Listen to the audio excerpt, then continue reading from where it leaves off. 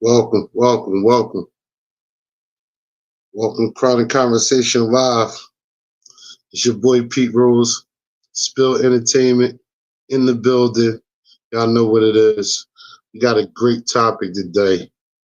Today's topic on Chronic Conversation Live is the real BMF story, the rise and fall of the empire, and who is Tammy Cowins.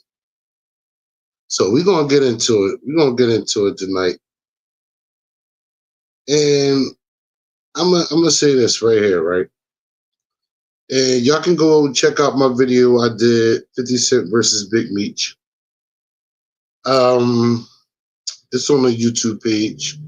Make sure you like, subscribe, share these videos, share the YouTube page. It's Chronic Conversation on YouTube.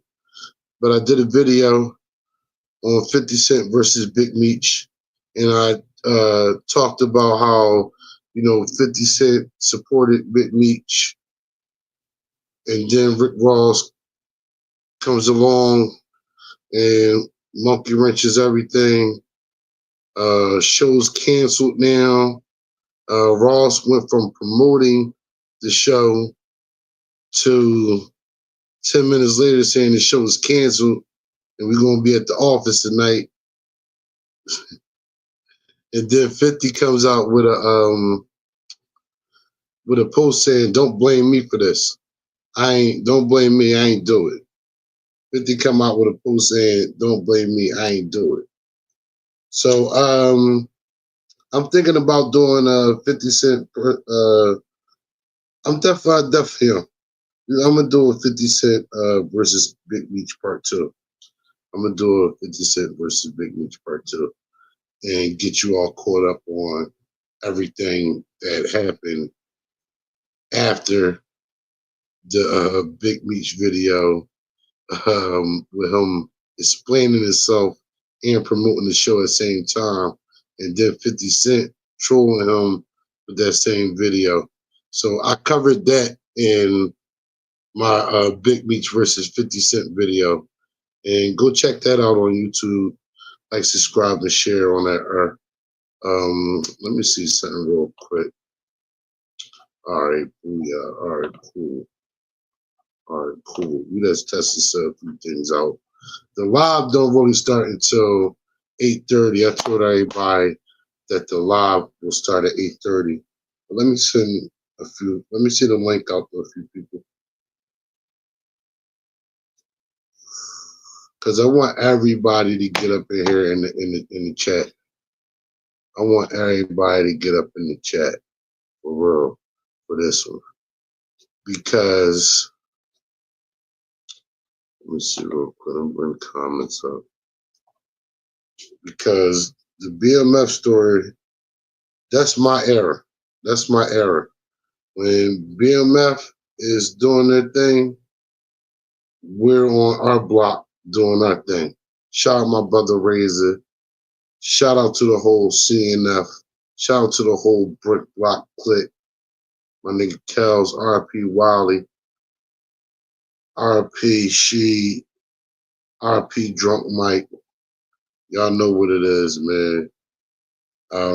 So while we outside doing our thing, we trapping and doing that, we're getting the DVDs, and that's how that's how I really got to find out about BMF.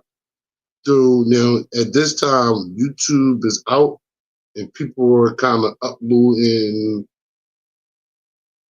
I would say people started uploading the DVDs to YouTube, not the content, not the person that made the DVD. It's like somebody that got the DVD and then they have a YouTube page and they uploaded it. And I think that's when I first started seeing the BMF movement. Blue Da Vinci, Big Meech, and Young Jeezy. The first time I heard Young Jeezy, or seeing Young Jeezy, I do believe it was in the BMF shirt. Black bandana, black BMF shirt. The Snowman logo wasn't even out yet. He had on a BMF shirt. That's the first time I seen Young Jeezy. And we listened to the mixtape, and when I see him, he got a BMF shirt on. And then once Jeezy kind of took off with what was it? Thug Motivation 101, the mixtape. I think one is the mixtape and one is the album. Whatever that first mixtape is, or because it's not Campaign, it's Snowman. I think it's Thug Motivation or Campaign. Whatever Jeezy first mixtape is that had the streets going crazy. And when I tell you, in 2004, when that Jeezy mixtape dropped, and then, or it might have been the album, the mixtape, and then it might have been Thug. Y'all got. That's why I said I need everybody to come in because I need the chat to let me know what was it? What project from Young Jeezy came out with all the bangers on there? With I'm a TRAPSTR. That song's on there in My Hood. So what's the name of the album with My Hood on it? And what's the name of the mixtape that came out right before the album? That's what I'm trying to figure out right now. I'm trying to figure that one out. I'm gonna look at it. I ain't gonna look it up. I'm gonna do my homework on it, and then when I do another video, then I'll have the answer. Or if you're watching it, if you watch this live, you rewatch this live, and you know the answer, go in the comments and let me know the answer. What's the name of Young Jeezy's first album, and what's the name of the mixtape before the album? Because I'm trying to figure something out with that. What's the name of Young Jeezy's first album, and what's the name of the mixtape before the first album? So all my hip hop heads, all my people that was outside in the streets in 2004, 2003, when these projects dropped, let me know what's the name of Young Jeezy's first album and the mixtape right before the first album. Let me know that because the mixtape had a lot of stuff had some stuff on the album on there, and then it had exclusive stuff on there that wasn't on the album. But I just remember when the album dropped, man. When that album dropped, you talk about viral before viral. Like I said, the internet isn't what it is now. So you still had to do promotion in the streets. You had to go city to city. And Young Jeezy really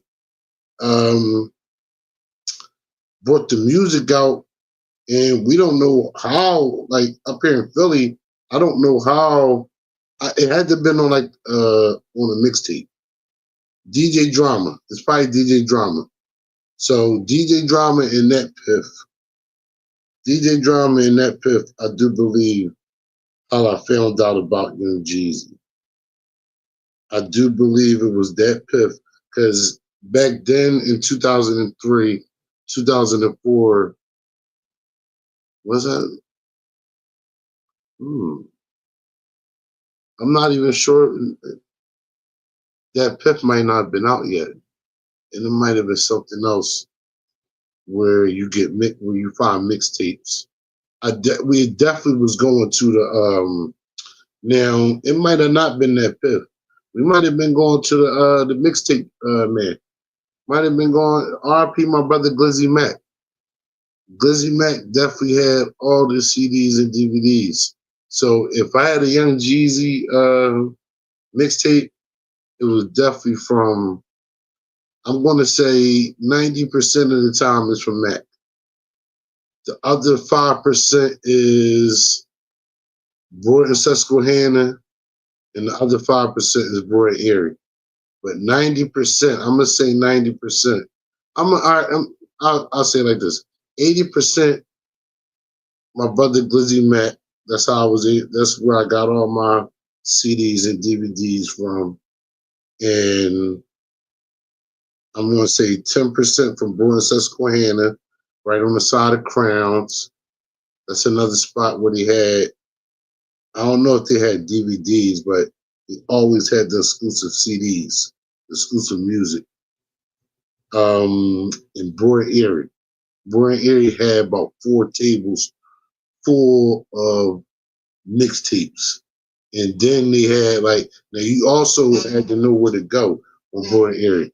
Cause anybody you know, jump in the comments and let me know if you was copying mixtapes from Broad Erie or Broad Susquehanna, right where the Crown Fried Chicken is, across from the Rite Aid, directly across from Rite Aid parking lot. I know everybody gonna say like 52nd Street.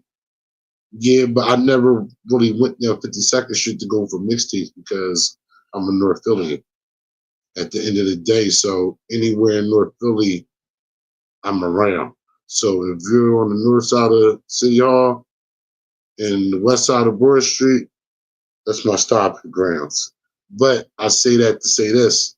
Um, Let me know where y'all's getting y'all mixtapes from. Like, where's y'all getting y'all exclusive music from back in '03, '04, '05, '06, '07, '08? In those times, in that 5 year span, where let me know where you was getting your music from. You know, I don't maybe I think LimeWire might have been out, so probably LimeWire. But even with LimeWire, you had to know the artist and the name of the project. So if you didn't know the artist, if you ain't know the artist, then you didn't know what project or even the name to type in the LimeWire to download the project. So that's why I'm saying this, the first place you're going to be able to get any music, exclusive music, as far as mixtapes and even albums, was the Stand. And my brother Glizzy Mac, he used to go up to New York, have all the new DVDs, all the new CDs, and then it'd be certain artists that I want to hear or certain DJs, and I'll give them a request. Yo, Matt, I want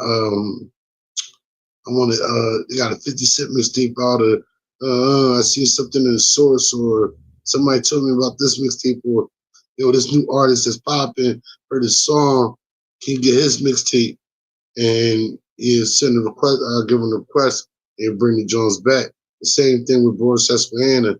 Go down there and do the mixtapes, looking for the mixtapes, and if it was something they didn't have, ask them can they get it. If it was an artist they wasn't hip to, ask them could they get it, and they will always come back with it. Boy Erie, I didn't really put requests in down there. It's really you just going down there. You gotta look. Now they would have 2 sets of 4 tables. Like they have a bunch of tables. One table, it was a bunch of mixtapes, but it was like all corny mixtapes, meaning like some DJs you never heard of, and then they got like songs with the old, or it's the song you want, but it's a remix to it. So and you had to read, because you don't see like it will say the name of the song in like a small lettering in parentheses. It will say remix or alternate version or something like that. That means they took the song and put their own beat on there, or put another beat or blended it. Like those were the mixtapes. You won't be upset because the cover look all nice. You got the artist that you want, but not the songs. So the artist on the cover, that's who you want, but you don't want them songs. Trust me. But then you go to the real table, which was a little further down from the clock bar. So the first table was in front of Max's. They had one like directly in front of Max's. and on the side of Max's. I think it was 2 on the side of Max's and 1 in the front. Check out the boy in the front. He was cool. 2 on the side, that's the ones where you don't want to go to them. And there were 2 more tables right in front of them where the street is. So there's 2 tables right next to the clock bar. There's 2 tables right next to the street, and there's a table in front of Max's. And they all got mixtapes. You gotta go to the tables closer to the street to get the ones you want. Those was the brothers that had the music that you want. Like if you wanted a DJ Clue Stadium series, you wanted a DJ K Slay mixtape. If you wanted any of that, you're going to the 2 tables closer to the street at Brewer Erie. Those 2 tables right outside of the clock bar in Max's, like I said, they got the artists you want on the front, but it's not the songs you want.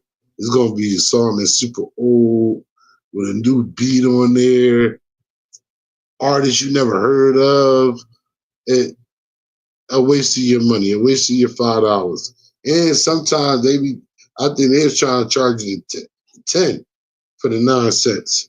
You know, they're trying to get over. But what I'm saying is you had to know what stand to go to for the mixtapes.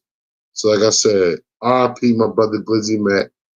80% of my mixtapes came from Glizzy Mac.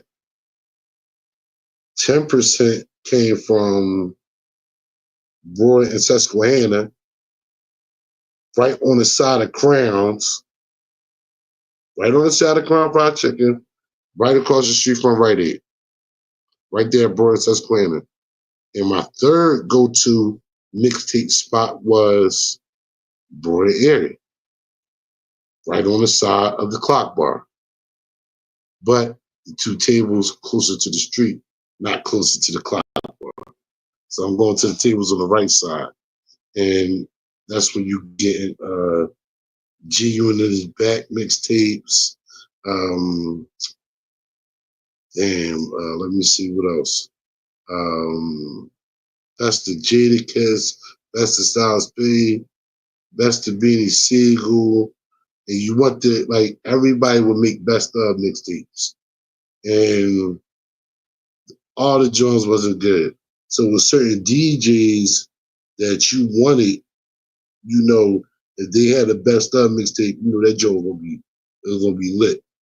That's how you want. So you go look for the certain DJs first.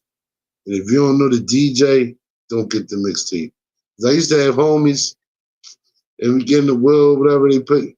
Yeah, I got that new shit. I heard this already, bro. What? It's not even the beat to the song. Yo, let me see what DJ is this.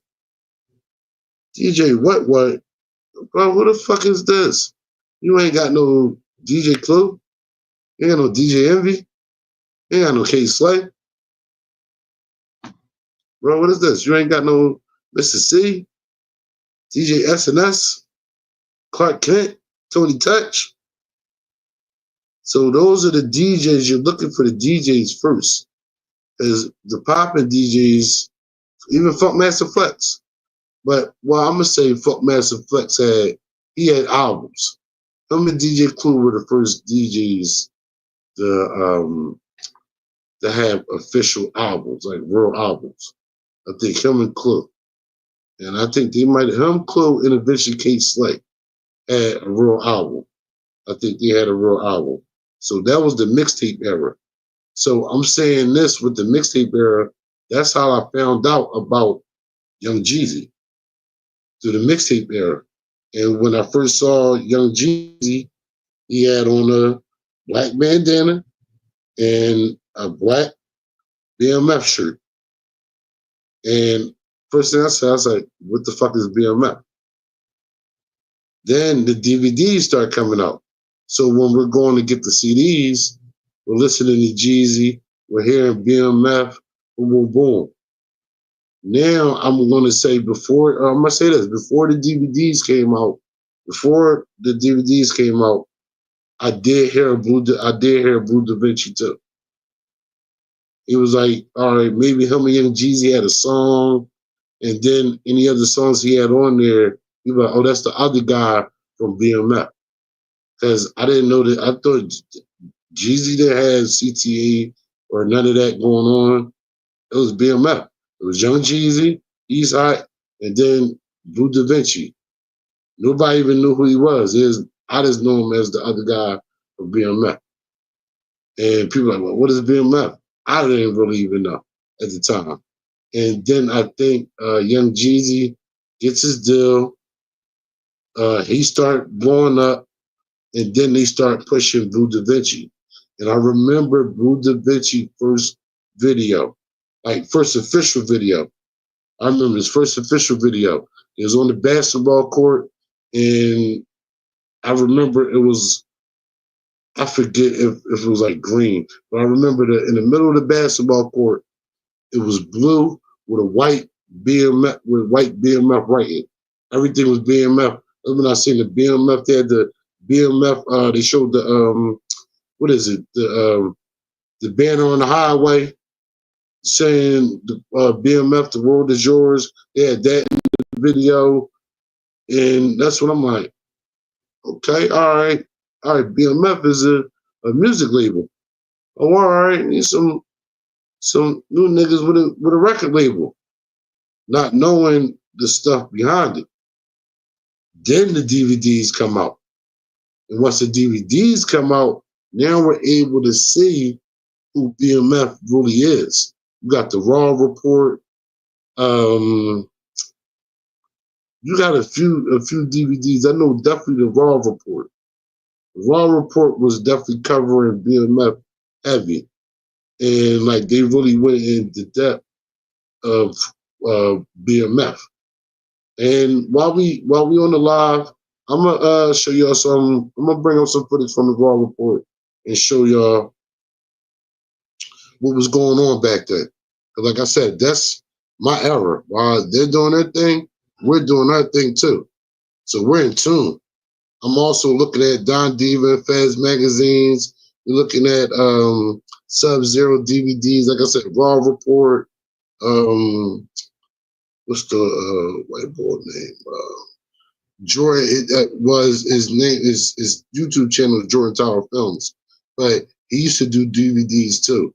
I don't think they were called. It was called something else. It wasn't his name, but he used to anything like down south.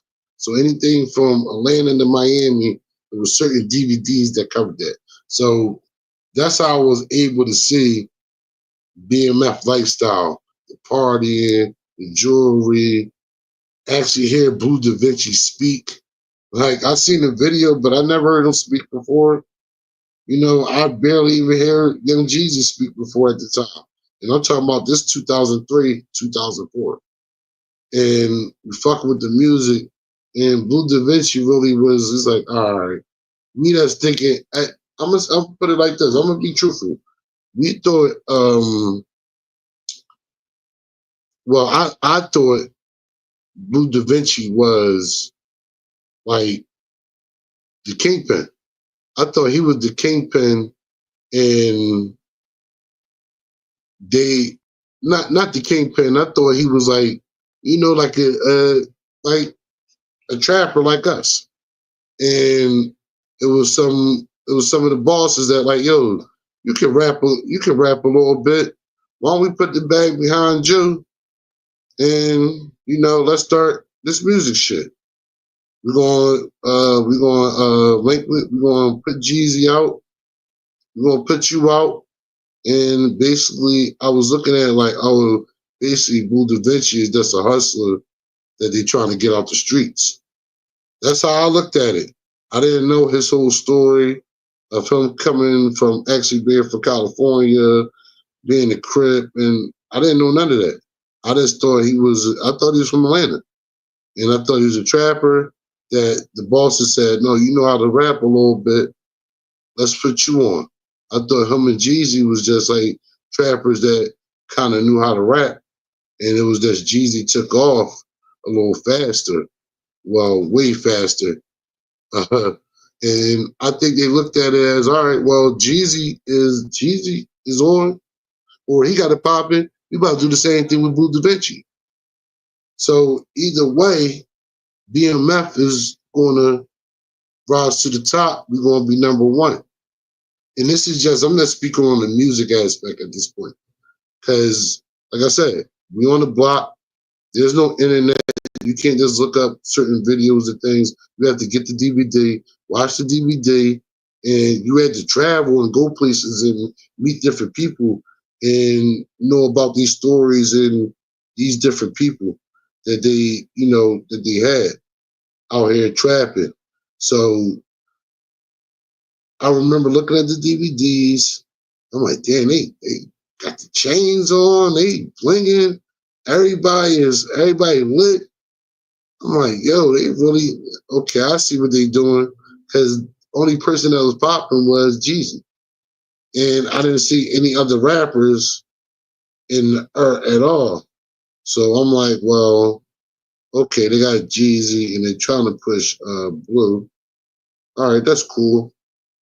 Blue's all right, but I ain't really doing. I wasn't. I ain't like Blue Da Vinci raps. I thought he was corny.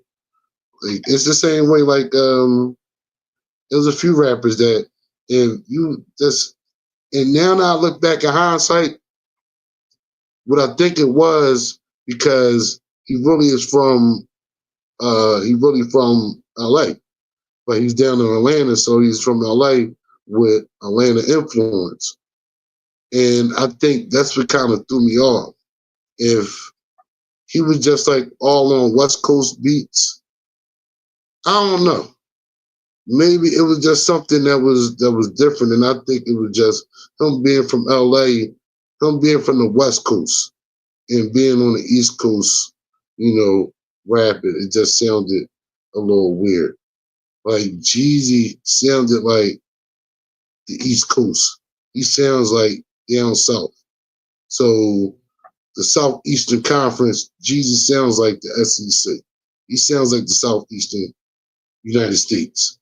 Blue Da Vinci sounds like a California West Coast guy, but he's down in Atlanta. So of course, you're gonna pick up accents and lingos from where you at. But it didn't just the raps that's then playing out with him.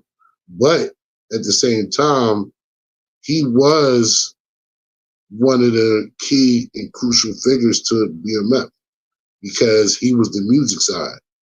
You had the street side, and then you had the music side. Blue Da Vinci played the major part in it because really he's the leader of the music side. Because we come to find out that, I don't know if Jeezy just stopped being BMF and started CTA, or, he just eventually faded from being a part of BMF. I'm not sure when that actually happened. I'm not sure. But I know Jeezy blew up and now he got the album out. And once again, shout out to everybody that's watching right now. Make sure you like, subscribe, comment, and jump in the live chat. Speak your mind. Give a shout out. Talk the shit. I don't care. But my question is, what's the name of Young Jeezy's first album? And does anybody know the name of the mixtape before his first album? And I'm going to ask again. What's the name of Young Jeezy's first album? And what's the name of the mixtape right before the album? Because that's when I'm hearing of Blue Da Vinci. But like I said, once Jeezy blew up, now Blue Da Vinci is basically his turn. And they had the video where they're on the basketball court and everything is BMF all over the place. Like I said, the middle of the basketball court is blue. Like, I think the whole basketball court was blue. And looking at hindsight, it was tripping. I didn't even know. I was so naive. I wasn't even paying attention to that. I guess I was green. because I didn't wasn't even thinking like, oh, they got the whole blue basketball court because they're Crip. I didn't even think because I'm thinking Blue Da Vinci's from Atlanta, so I didn't put two and two together. But that first video, the whole court is blue. It's blue and white. BMF is in the center of the court, huge in white letters, and they did the video. I remember it coming on MTV Jams, Rap City, and it was one of the videos that was tolerable. I'm gonna say that, like it was tolerable. I wouldn't um I wouldn't change the channel. I might not watch all of it, but that was the time when you get up with a bathroom or have a drink or something when that video came on. I ain't gonna lie. Or if you tape it back in the day, some people used to tape videos so you can watch your favorite video over again. You're cutting the tape off when that joint came on. And I forget the name of the song, but it didn't really hit. And Blue Da Vinci had other tries at making hit songs. None of them really stick. Well, none of them really stuck. And Jeezy just kept going up. And next thing you know, there's an indictment on BMF, and the feds are taking them down. So we had the DVDs, right? We got the DVD era, right? And we're watching BMF stunt, party, the promoting Blue Da Vinci. Like when you see these DVDs, you're gonna see a lot of Blue Da Vinci. That's why I say he was a key figure. He's around everything. He's is basically Meech and then him. Because he will explain to you when we get into the video, but he'll explain to you that even Terry Southwest T felt some type of way that Blue Da Vinci was always around. So this is out of the words of his mouth. So I'm gonna let Blue Da Vinci tell his side of the story, and I'm gonna show you some of the footage from the DVD era, so you can see how it looked. Because a lot of people don't know the name of these DVDs; they never seen them, none of that. But it was really in depth. It was really promotion to promote Blue Da Vinci. They tried. It just it wasn't earned the way it's supposed to earn. It was something with Jeezy where he had the beats, and he was dealing with Bangladesh and hey, what's his name? What's the producer name? Oh man, Zaytoven, messing with Zaytoven, and Shorty Red on the track. So Jeezy had the production, and that's what I'm saying. Not even that, not that's the production of beats. And I don't remember Blue Da Vinci really having no songs with no tough ass beats. So mediocre beats and mediocre raps ain't gonna cut it. So that's why I thought he was just a street nigga that they was trying to get off the streets. And they was like, yo, you might as well rap. Get out the streets, bro, and just rap. We're gonna support you. We're gonna put all the track money behind you and support your rap career. That's what I thought. But in all actuality, he really was an artist. And yeah, they were back in his career, but he really was an artist at the end of the day. He was really trying to, get BMF Entertainment, which was the music side of BMF. He was really trying to get that up and running. So he definitely was an artist at the end of the day. I just didn't know. Like I said, back then you ain't had the internet. The internet was out, but you didn't have the information ready and available for you to just go type up and look like, well, who's Blue Da Vinci? Who's Big Meech? What's BMF? You don't have none of that. Nobody really knows. You have, like I said, you gotta watch the DVDs. And you start knowing, oh, that's Big Meech. Oh, that's Blue Da Vinci. Oh, that's BMF. Oh, they rap. And then you start getting the word on the streets like, oh no, they in the streets too. That's just the rap side.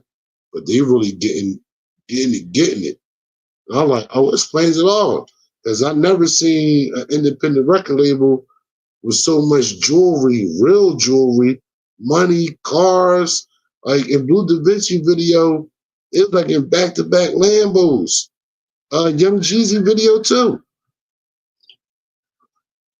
I forget what Young Jeezy video it was, but they was like in all black Lamborghinis.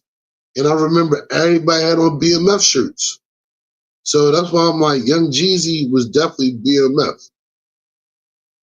I don't know if he separated from BMF or what, but he was definitely repping BMF. I don't know if when he got his deal, he said, well, I'm going to do my own thing and start CTE Records and go from there. Or I don't know. But that first video, the first time I seen Young Jeezy, yeah, back-to-back Lamborghinis, and everybody had BMF t-shirts on. Everybody. And that's when, like I said, the DVDs come out. Now we get to see the DVDs, and we get to see the way they living in the club. And like I said, it really was promotion for, it was more promotion for Blue Da Vinci. Young Jeezy was popping. It was more promotion for Blue Da Vinci. They still were promoting Young Jeezy, but he was, like I said, he had the streets on fire before the album even dropped. Street Sweeper, what up, my brother? My brother Streets in the building. My brother Streets in the building. Always the first to tap in with the kid, man. Make sure y'all like, subscribe, and share this live. We in here tonight, man. We locked in. It's a rainy Saturday night, man. I'm still kind of hungover from the Eagles parade, but I'm still here rocking with the YouTube family and the Spill Army. I told you we're going to start a family and we're going to have an army over here. But back to what I was saying, watching the DVD, seeing them basically promote Blue Da Vinci and some of Young Jeezy. And basically it was like it was a promotion. So let me see. We're gonna get right into it. We're gonna get right into it. Make sure y'all like, subscribe, and share. Make sure y'all like, subscribe, and share. Please share this video. Please share this live right now. Please share this live to everybody you know. Share it to everybody you know right now. Everybody jump in the chat, man. Let's talk about it, man. Let's talk about it. The topic of today is the real BMF story, the rise and fall of the empire. And who was Tammy Cowins? That's the name of the topic for today on Chronic Conversation Live. Shout out Ginger, aka Tashia, my co-host. Shout out my brother Razor. Help Me Help Them is the nonprofit organization. Shout out Real Mission Inc. Wanda Horton. Tap in with her if you need business consulting, grant writing, bunch of services. Tap in the Real Mission to the Real Mission Inc. on Instagram or type it up on Google, the Real Mission Inc. Or go on Instagram, send it a DM if you're trying to start your nonprofit, anything like that. Tap in with my homegirl, my business partner, and my friend Wanda Horton. And if you want to bring any donations, tap into the Help Me Help Them page on Instagram. It's HMHT, Help Me Help Them on Instagram. Make sure you tap in. But tonight, we're talking about it. We're here, and make sure you go check out my last video, 50 Cent versus Big Meech. And I break that situation down. I'm here to connect the dots and break the situation down. Break it down.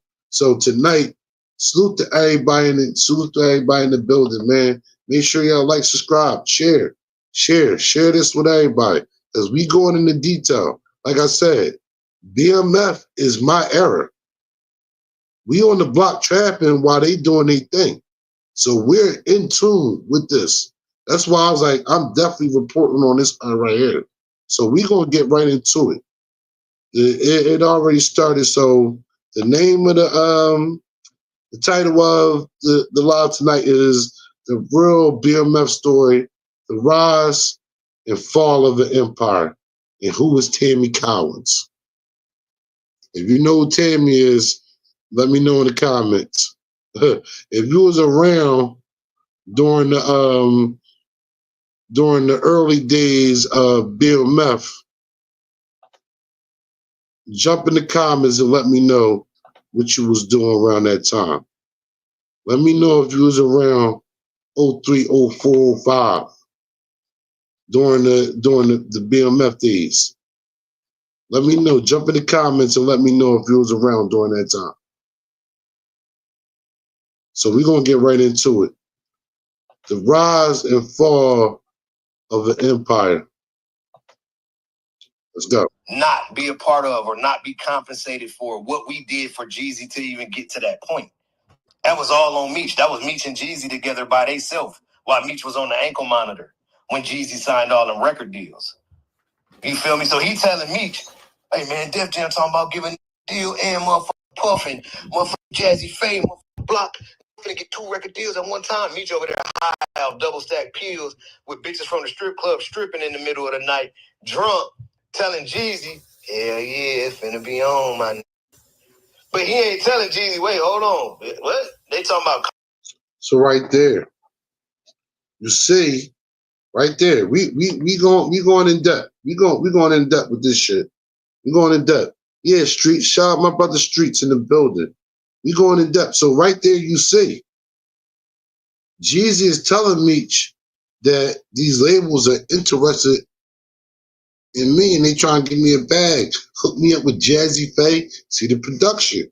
They already looking for the production right there.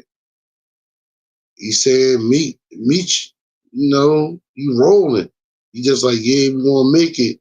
And meaning he wasn't taking it serious. That's how I took it. Let's go. Contracts and all that. You hollered at Blue. Where we at in there? How much we entitled to? I'm gonna get my money back. I done spent all this motherfucking money on your ass. He ain't give a fuck about none of that. Me just want to party, have fun, say he connected to the artist. He not thinking. He not thinking, because if he was thinking, he would have stopped and said, boy, all right, hold on. I don't want my name on none of that shit. But you know Blue run all this music shit. That's why I even know you. Blue the one that sent you up here to me. Blue the one got you in the studio. Ain't you in Blue studio every day right now? Oh, yeah. So holla at Blue and make sure he know what you got going on from up out that studio. See, Meech ain't been no grown man and did no shit like that. He kept me in the blind because nobody, man, I knew I had Jeezy in the studio. Jeezy would call me every day, sending me the songs that are recording and all that. I'm just waiting till me say, all right, y'all come back. We got a handle on what's going on with these people trying to charge me for these 2 bodies. So y'all come back. Look, remember what I said, right? I heard of Young Jeezy first, right? I heard Young Jeezy first. Whatever mixtape it was, the album ain't out. I hear Blue Da Vinci on a song with Young Jeezy.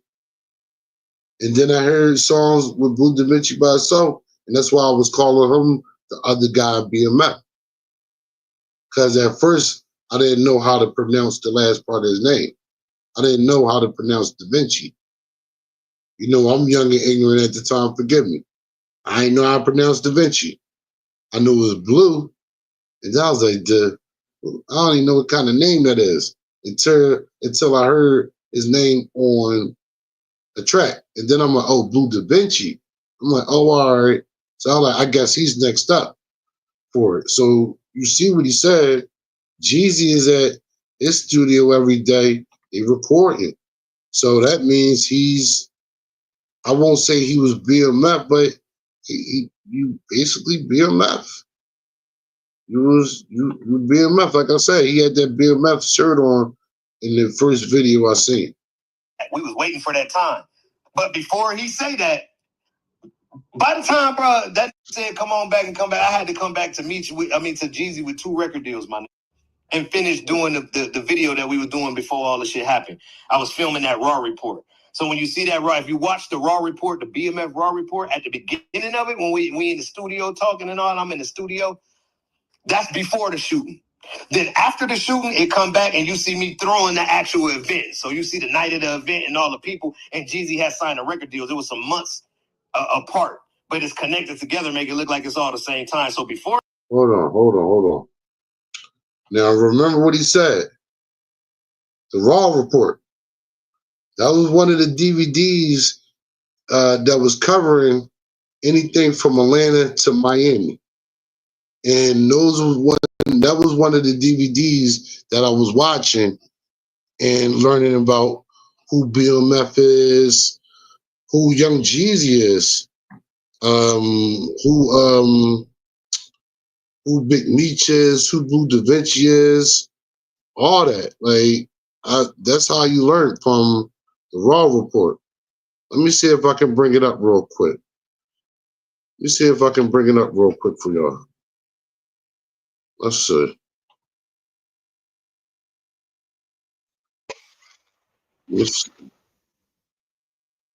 Hold on. Look, and that's Meech talking right there.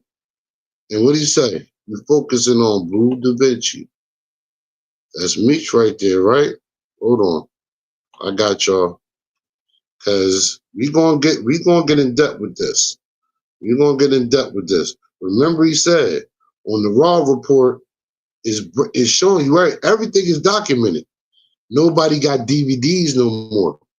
And if you don't have a DVD to upload it to YouTube, then that content kind of lost forever. That's why I'll be saluting whoever be putting it up YouTube, because this footage is like from 03, 04, 05, before 2010. Put it like that. All this footage you about to say on the Raw Report and all that, this is before 2010. Definitely before 2008. This the Raw Report right here. Brought me to Meech, man. What we're focusing on right now is Blue Da Vinci. I believe that most labels take so much time out and focus on so many artists that you can never get the realness out of the one artist because you're focusing on 10 or 20 artists.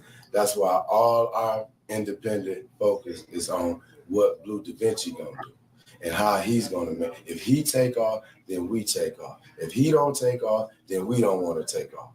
Simple. It's built all around blue. Whatever blue, we want blue and the best of everything, showing the best of, showing that a person can come from nothing to something and step in this game with something and keep going. We have everything that he can want right now, and he's still trying to do something to bring other people up with him. That's See? Who is he promoting? Blue Da Vinci. They were promoting the shit out of Blue Da Vinci. Young Jeezy right now has the streets on lock with the mixtape. We're watching a Raw Report, and that's how I'm learning about Blue Da Vinci. Big Meech, they promoting it. They're doing good promotion. I ain't even gonna lie. Because now I'm like, well, who's this Blue Da Vinci guy? Let me hear what he got to say. I'm thinking he's gonna be on the same level like Jeezy. It was just a little different. You know, like you said, he had everything he needed. Let's go back to Meech talking. basically what we focusing on. Getting Blue Da Vinci started, which gonna bring BMF into the industry to be a major label like Universal or Inter. Look, to bring BMF into the music industry to be a major label is backing on Blue Da Vinci. So that's what I'm saying with Jeezy. I think Jeezy might have been affiliated, but we gonna go back to Blue Da Vinci talking about Big Meech and Jeezy. But I just wanted to go to the Raw Report to show y'all what he's talking about. Scope or DreamWorks or Def Jam or people like that. Why we can't just give Blue $500,000 his video and let everything work for him instead of getting 5 artists put 100,000 a piece into each one of those artists and you doing everything small. Well, if you put the whole $1 million or $500,000 behind Blue Da Vinci, now you got a big project, it look big and everything bought.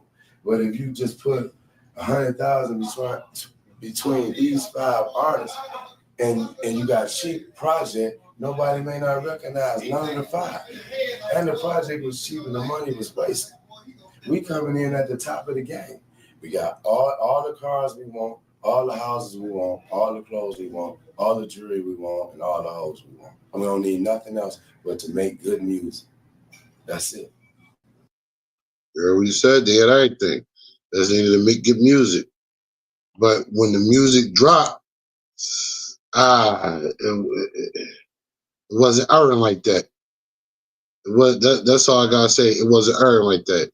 Yeah, y'all had the cars, you had the money and all that, but y'all needed. He was saying like, yeah, why I had 5 artists. I would say the reason why you had the 5 artists, or at least 3, just in case the one you backing on doesn't work out, maybe the other 3 artists, one of them pops off and keeps the lights on at the label, as they said. And bring everybody else in with it and create jobs. Make this and make more account. We can do movies. We can do music. We can do plays. We can do all kind of things if we start from Blue Da Vinci. In the club, dropping money, niggas can't take nothing from me, but the town know who run it, niggas really don't. Keep them heaters in the car, beat a nigga in the club, drag his ass outside. We getting money over here, fuck y'all over there. We beat the brakes off these punk motherfuckers that's there. You ain't knowing what it is, BMF to the death. 20 G's in the strip club looking at breasts. Ass dropping, pussy shaking, bitches loving the nigga. Motherfucker, that's Kane, bitches sucking my nigga. See, that's that right there. That's what I was talking about right there. The raps. Shout out Blue Da Vinci. Shout out to Blue Da Vinci. You probably throw stand-up guy. You probably a good dude and all that, bro. Like, I'm not trying to dish you. I'm just giving you my honest opinion and what we were saying in Philly at the time. Well, what I'm saying, I'm speaking for my city. But I'm watching this and I'm like, no, this ain't it. So then I'm like, all right, maybe I gotta hear him on songs. Now, I'm not gonna say he don't have some good features with people, but I don't think it's a solo Blue Da Vinci song. I can't really think of a solo Blue Da Vinci song that I was really bumping. Where I got in the car like, yo, gotta hear this new Blue Da Vinci. I never heard that in the hood at all. And there's no shade to Blue Da Vinci. We just didn't agree with your raps. That's all. And from right here, I don't tell me what y'all think of the rap. Street Sweeper, if you still in here, what you think about Blue Da Vinci raps at the end of the day? But I'm not trying to throw shade on them. But I'm not saying this to say that you see Meech was putting everything behind Blue Da Vinci. And this how we were able to see what was going on with BMF. We would hear about it, but this how we seen through the DVD era. And that's why I spoke on the CDs, me hearing Young Jeezy on the CDs first, before the album, hearing about BMF on the mixtapes, hearing about Blue Da Vinci on the mixtapes. Then the DVDs come out, and that's when, we're hearing about more about Blue Da Vinci, because Jeezy is popping right now. Jeezy popping. Jeezy got offers on the table. You heard what Blue Da Vinci said in an interview? Jeezy telling me, like, yo, I got this person looking at this label looking at me. He trying to link me with Jazzy Faye. He said, meet y'all high off triple stacks and from partying with strippers the night before. He was like, oh, all right. You're not really asking the right questions and saying like, oh, all right, well, if they trying to put you on, what about Blue? As you know, we trying to push Blue Da Vinci at the time. But I don't know if Jeezy was saying the label might not have wanted Blue Da Vinci. They might have just wanted Jeezy. I don't know. I'm from Carson, California. Los Angeles. You know, I'm from the West Coast, man. A lot of motherfuckers can't believe it because sometimes I'm like, yo, son, the fuck is the deal? Niggas is wild. You know what I'm saying? But I'm really from where niggas crip walk, gang bang, man, blood hot and shit. You know what I'm saying? BMF, niggas, bitch, nigga. Them niggas rich, nigga. Yeah, yeah, yeah. Yeah, yeah, yeah, yeah, yeah. BMF rich niggas, big trucks, little coops, nigga. That's my life. If I pull up to the club, I'll probably leave with your wife. I know a lot of niggas hate, they say that we ain't right. We killing boo-boo in them streets with that real pure white. Bing, bing. Your homie laid out in the middle of the flow. And my niggas got the beat, so you can get the same thing. And everybody in the town trying to get up with the team. Y'all crack the staff up. And niggas talking shit, I smack your ass up. Better listen to Juvie, nigga, back that ass up. I know this nigga ain't talking about me. Think about it. Let's just say this slow mini Mac make you think about it. And I just bought a new home, snatching the floors and sinks about it. And marble that bitch down, only use it for parties. See the beat of the let me get y'all do music. This is Blue Da Vinci. Black Mafia family definitely standing up in this bitch. Who's Blue Da Vinci?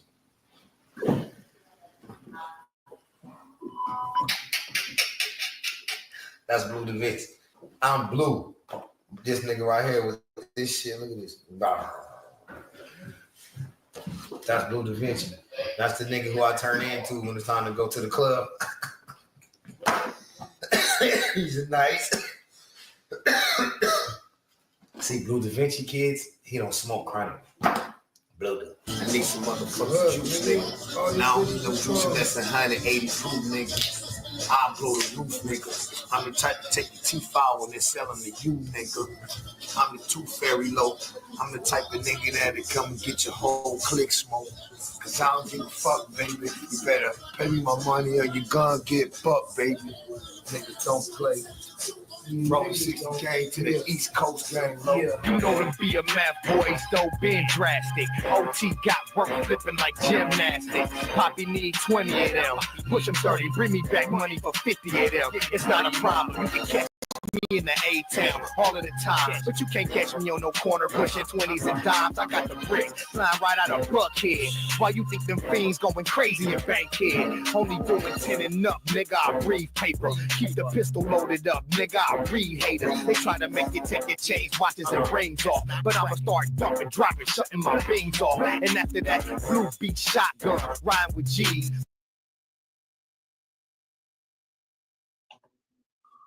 So right there, we say that Blue Da Vinci was the face of BMF Entertainment, the music side.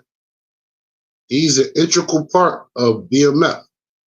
So when you hear him speaking, I gave you a little summary. This is the first part of what they was Meech even saying. Opening the door, we trying to be like Def Jam. We got Blue, and the thing about Blue, he trying to bring everybody else on. They back in Blue Da Vinci 100%. And like I said, I don't know where Jeezy's at around this time, but even on that part of the DVD, I think I only seen Jeezy once on Earth. Like I only seen him once. But I'm saying this to say that Main Cuz was around. And like I said, I didn't know he was from California, but right there he said California, but he down in the A. So let's get back into Blue Da Vinci speaking on the Jeezy situation. Beforehand, I was fucking with Jeezy, and after I never fucked with Jeezy again. So the second half of that video, when you see it, and Jeezy saying, "Oh, this mad at me," and blah blah blah, he's saying it on the video, and I'm looking at this like the police that he is, and all that shit, son, and this all in the videos because I didn't fuck with him no more. The problem was this: Meech was high, bro. and he don't know how to make decisions. He ain't understand. He can't see in the future. None of that shit. None of the shit that it takes for you to be a real boss. He had the only qualification he really had, as far as I'm concerned, is understanding how to move a bag. Right? He should have been management for moving the bag, and somebody else should have been the head of the BMF to know what to do with the finances and shit like that, bro. So our kids and shit could have trust funds and shit to come, grow old off of and shit. We was making money under BMF Entertainment, bro, that we could have been doing shit with the money. He would take the money, buy a Ferrari, you know what I'm saying, go to the club, do all the shit instead of the legal money that we hundreds of thousands of dollars in legal money, bro. They ain't buying no buildings, no property, no nothing, bro. He didn't want to hear no idea. Man, I don't want to hear what no talking about. Fuck that. I know how to get money, and he doing what I'm doing. Fuck him. I don't want to be legal. And then by the time he finally tried to do it, he was already under investigation, and the feds was across the street watching the whole place get built. They watched our opening night at the Club Fuel. It's the only thing that I watched him do besides the record label as a real investment, bro, was Club Fuel. And the feds was across the street in the furniture store upstairs behind the tent filming everything. You feel me? That's what was going on, bro. That, to me, bro, just horrible decision making. The horrible decision to say that I was a rat without having the paperwork. Because had he went and had his lawyer go pull the paperwork on how the people found that limo, it leads you to Ralph Sims, the person that testified and the person that told the police to go get the limo. I never talked to the police to even mention no limo. Try to put a thing together. Try to put 1 and 2 together. Oh yeah, Jay Diggs said Blue did a debriefing, so he must have told about that limo. No, that ain't how a boss move. A boss supposed to move like this. Hey, whoever the lawyer is, I need y'all to pull the shit what they talking about this limo, so I can get down to the bottom of it and figure out what's going on. That's what a boss do. Once he get the paperwork and he got facts and he understand exactly what happened, he'll go back and call Jay Diggs. Hey, bitch ass, don't be talking about my man. Before you say a rat, you get you some fucking paperwork. Just because the man said he went to a debriefing meeting don't mean that he told on people. He just had to agree to go to a meeting. So if wasn't no, and it tell you right here in the affidavit, wasn't no information available for the government on Mr. McKnight's behalf. So what does that tell you? In the debriefing meeting, wasn't no information available to the government, especially into assisting them into no motherfucking arrest or no shit like that or recoverance of anything. So what does that mean? I go in a room and I'm pleading out. It was my plea agreement day. I'm pleading out. You feel me? But this shit crazy as hell, man. I just can't wait. So why aren't people as loud with everything with Big Meech and Tammy Cowins? There's more evidence to point. Old head right here, old head Dogface. He one of the original OG kingpin from Detroit. So that's, if anybody asking, who was old head right here, old head Dogface from Detroit. He one of the former top kingpins in Detroit. He was getting money when Meech and them was in Detroit. He's one of them major players in Detroit. Old head right here, Dogface. Point at and to examine that says that Big Meech is culpable and responsible and played a part in setting Cuffy up. There's more evidence against him doing that than there was ever. There is no evidence of you telling on the soul, and ain't none of these same who's criticizing you saying nothing about him. How do we get to that? People was gonna go with what's on TV and what's popular because this groupies, bro, be bitches. They might still be street, but they still want to be where it's popping at and where they feel like it's popular. So if a feel like, oh, this a movie, oh, Big Meech on, all these Rick Ross with them, all these, so I'm with them. What Blue talking about? They not gonna care about no paperwork or not. Everybody's saying this, so I'm going with this. It's gonna take a needle in a haystack like Blue. I'm just built like that. I'm cut from a coffin from the. Now remember, this is all this. I'm talking right now. Of course, Justice is old, but all this is before the BMF series.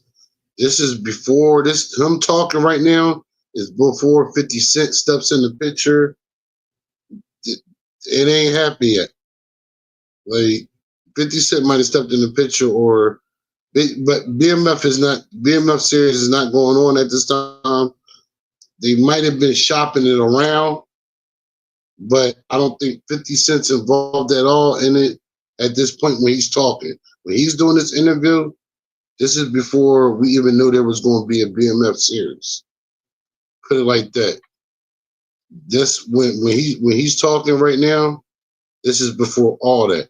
So I'm just giving you like a little outlook on the time frame of when he's speaking, because I heard this interview when it came out. I listened to this interview when it came out, and they definitely was saying, "Oh yeah, Blue told and all that or whatever." And this is before he did the Cam Capone interview where he called Cuffy. This is before this interview for all that. 60s and 70s, bro. I'm a 78 baby, and I'm cut from a cloth that was doing they shit in the 60s. This is what you don't understand about a person like me from LA, gang member where I'm from. I've been doing this shit since I was fucking 17 years old, at least, bro. Actively. Okay? Outside, getting shot, busting, doing all the shit while Meech like me. Why y'all think the biggest drug dealer in the motherfucking world had me next to him every day, like a family member, like a son he never had? All the time. It was nothing that I couldn't get. I need to run 50 so I could do this shit and we doing these billboard meetings. Oh, Juice need another this for this magazine. Hey, I'm finna do 4,000 t-shirts, Hey, oh man, go in that bag and get 30. That's why don't like me. Because I ain't had to sell no drugs at the beginning. And I get whatever I want. I'm spending more money than these making selling drugs. And I ain't sold nothing.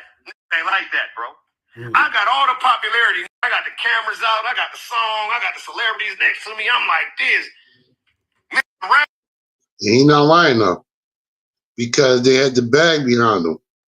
They had the bag. The celebrity, that's why I'm like, yo, he got to be a trapper, and he just, trying to watch the money, because everybody with all the rappers was fucking with them. Like he ain't lying. He got it popping. It wasn't because his raps.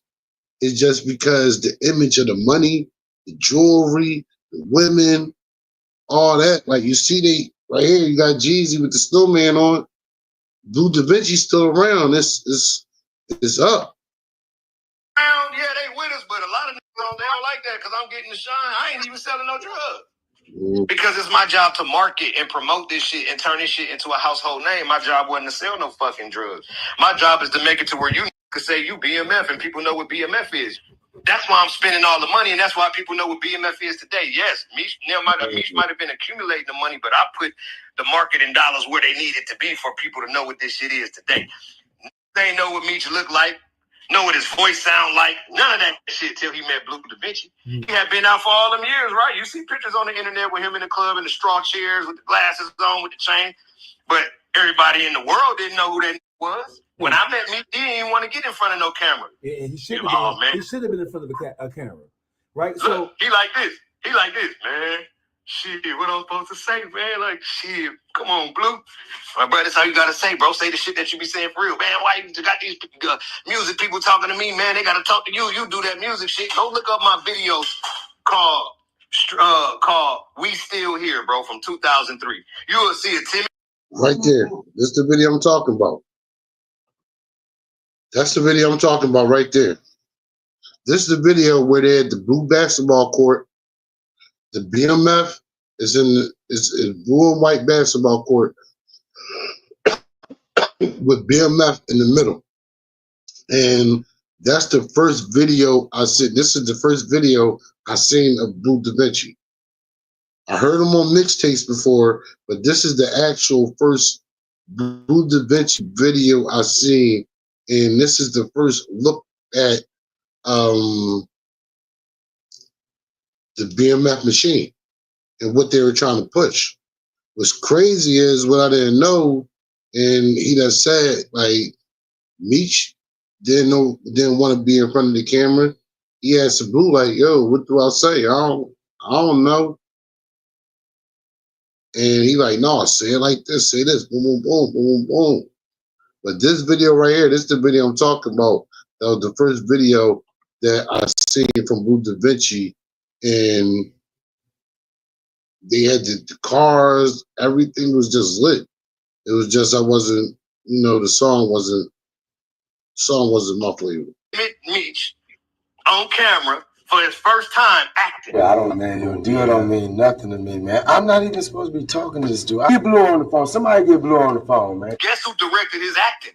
Me. Benny Boone directed the video, but I directed Meech. That famous video where he got Tone Bird and Grit from St. Louis them behind him, and he like, yeah, I'm up. We all got our own. If you fucked this one, you fucked that one, or you got your own, and all that shit. When he was talking, it's so famous. Man, you supposed to take that video at 11 o'clock in the morning, dog face. It was 10 o'clock at night before he got in front of the camera. He got to get high, take pills. He timid. He one of them kind of people. We frontline this shit. I'm a frontline animal. So right there, the video, you see the little clip they had, everybody was in blue. Like I said, back then I didn't understand. I didn't put two and two together and think it was no gang situation. John Yachty, what up, my G? My brother John Yachty in the building. Yeah, Blue was. All right, let me bring, matter of fact, Yachty, I'm bringing your comment right up. My brother Yachty said, yeah, Blue was the only BMF artist for the longest. Yeah, I don't know. Now, Yachty, answer me this. Was there any other BMF artists? Was there any other BMF artists other than Blue Da Vinci? I thought it was just Blue Da Vinci and then I guess the indictment. But let me know, anybody that's watching, anybody that rewatches, let me know in the comments, get in the chat, and let me know, was there any other artists in BMF besides Blue Da Vinci? Let's see what my brother Yachty said. So my brother Yachty, that's his era too. He around. And my brother Yachty down in the A. Not to my knowledge either, Yachty, it was just him. It was just him. But you see what Blue said, Blue Da Vinci saying, you know, basically when they did that, and I'll never forget that video with Big Meech. That video with Big Meech where he say, you know, we all one, nobody we don't fuck with each other's girl, but if it ain't your girl, your bitch is my bitch, we all share everything. I remember that video, either watching on YouTube or watching on the DVD. And I'm like, yo, that's a thorough, main man, thorough as shit. He all about the team. Now we looking at it now, and it's really like, you saying like, oh, he had to get high all day just to do that one part. And I'm like, damn, bro, it's from 11 in the morning to 10 at night, you had to start rolling to do your art. And when I looked at the video again, I'm looking at it, and I'm like, yeah, Meech did seem high, but back then I'm thinking like, you know, they partying, probably drinking, and you know, they probably partying. They probably either about to go in the club, coming from the club. I'm thinking it's like on a late night, for real, for real. So now that he said that, let's go to the video. Everybody is from somewhere else different. You don't get nothing like this nowhere. Everybody move like brothers, and everybody from different places. Milwaukee, St. Louis, Detroit, Texas, Atlanta, Cali, you know what I'm saying, Florida. We got people from everywhere, and everybody move as one. Everybody is prospering in some kind of way, in their own way. Every man plays his own role, and everything starts with the leader. I'm a good leader, so I got good people that follow. You know what I'm saying? It's simple. If you can only be like the nigga that's running your crew. Hold on. Was he a good leader? Now looking back at it, was he a good leader? Or was he just putting on a facade? I don't know. Let me know in the comments. Let me know in the chat. Was Big Meech, after hearing what Blue Da Vinci was saying, how it started, and him, you know, directing Big Meech, showing him what to say on the camera, and him basically have to be high to even do this right here. Was he a good leader? He like the nigga that's running your crew. If you got a robbing ass boss, then you're gonna be a robbing ass crew. If you got a real boss who know how to sacrifice and take the bad along with the good and show his crew know how to be men, then this what you get. Everybody shining like new money. It ain't no other crew like this in the world, and it never will be another one. Not black. It never will be, because it said that if niggas like this is shining all together, being together, doing shit every day, then they gonna fall out over some money or somebody gonna rob. I ain't gonna lie. When Meech was saying that, that shit was inspirational for the streets, my nigga. Like, whatever, hey, Yachty, listen, whatever bomb he was on, he convinced a lot of motherfuckers to really unite and really come together under some real black men united on some street shit, bro. I ain't gonna lie.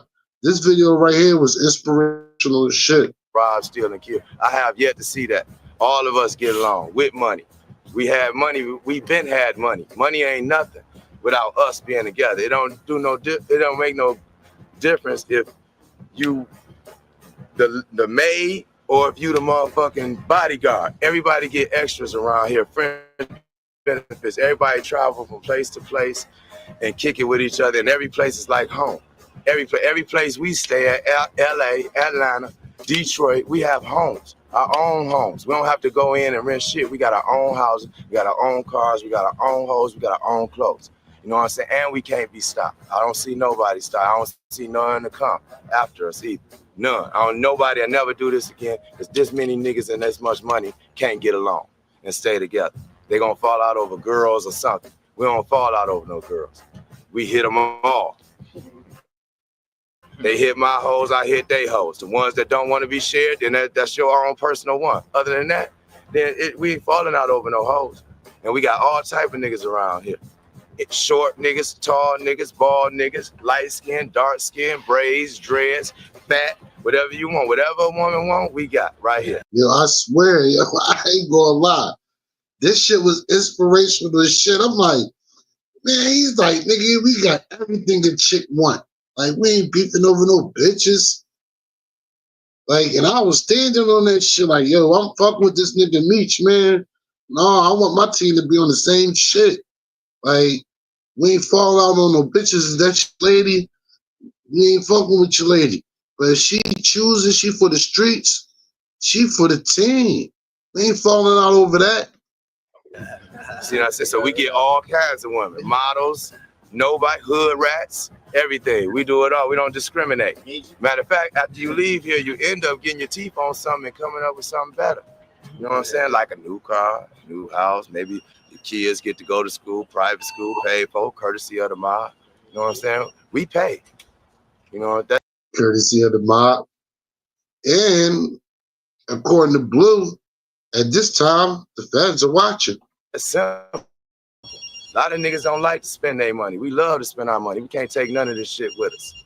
None. Ain't no armored trucks pulling up at no funerals. Simple. So you better enjoy this shit. Just a fool and his money will park.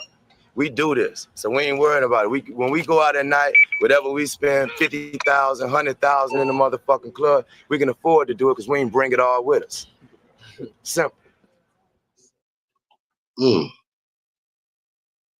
He said a fool and his money is easy to park. A fool and his money is easy to park. In the words of Meech. So in the words of Blue, right there, and I ain't gonna lie, man. Like, with him saying, like, it's like Meech wasn't, he was, he didn't know nothing about this. He didn't know about the music industry, the videos and all that. So maybe he did have to take a shot and do what he had to do so he can feel comfortable. But that video right there, like I said, that shit inspired me. And I was taking those principles to my brothers on the block. Yachty, we stand on principle and righteousness all day, every day, man. And right is right, wrong is wrong. We stand on that. And we stand as a unit. One thing about Brick Block, CNF, we stand as a unit. And I got some story time videos. I know I was supposed to bring the story time videos out, but listen, we stood on some like those same principles. And I'm like, hold on, like he on the same stuff we on. But he's talking some more stuff that I agree with.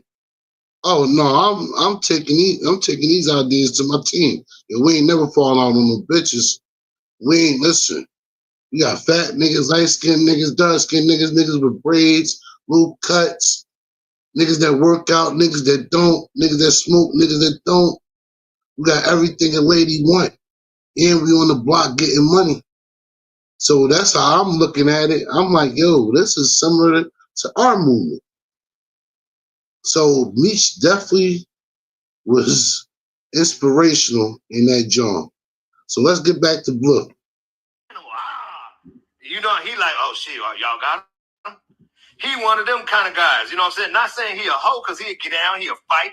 I ain't never seen him do it, but I'm pretty sure he'll bust that. Oh no, I seen him bust one time when they put the gun on my head, try to rob us at his house, try to do a home invasion on us at his house out here in Miami. It's when I first got to know him and shit. Like, still doing the stomping ground shit, I think. Or maybe right when the stomping ground shit first ended before we started the BMF label. And it was at the crib, we got home, they came up in the garage, put the pistol to my head trying to rob us. I'm like, had this, I got a chain on from the swap meet. I ain't got no money yet or nothing. I'm still a broke crip from LA. You feel me? So, but then that night, that did run down when the Meech upped on him, and then the turned around and started running, and then I like, nigga, go get him. Like, why you? Meech kind of froze, looking at me a little bit. He went out there and he did bust that shit one time. Boom.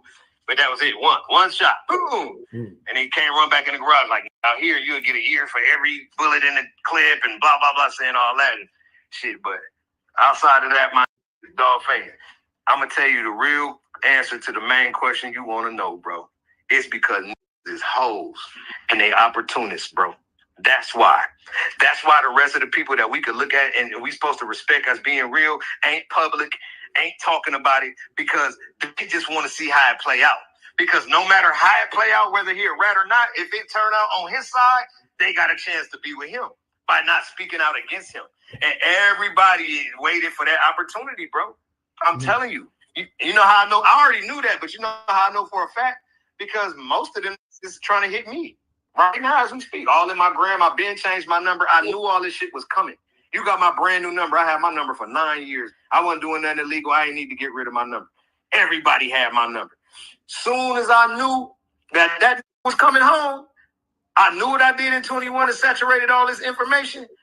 I changed my number so quick because it's going to separate the men from the boys. It's going to show me who I fuck with, because everybody that got to call me through Instagram, it mean that we wasn't in communication because you don't got my number. So that means you was with that shit that they was on, so stay over there and die with that shit. Blue Da Vinci, why do you think Big Meech hasn't said anything about this prior to coming home, when because the new exploded prior to him coming home? Why do you think he hasn't said anything about this? Why hasn't he addressed this? Because the only way to save face, he would have to lie to save face, and he's gonna pick his lies apart. So it's better to say nothing than to lie and then have to keep trying to explain your way out of all these lies. Because he's not gonna come out and just say, yeah, I did this shit, fuck y'all, what y'all gonna do? He's not gonna say that. So he also not gonna come and try to lie about it and everybody prove his lies, because you can't lie around the truth when the information is available, bro. That's why. So he just gotta shut up and don't say nothing. Whoever fuck with me, they do, and whoever don't, they don't. That's where it's at right now with him.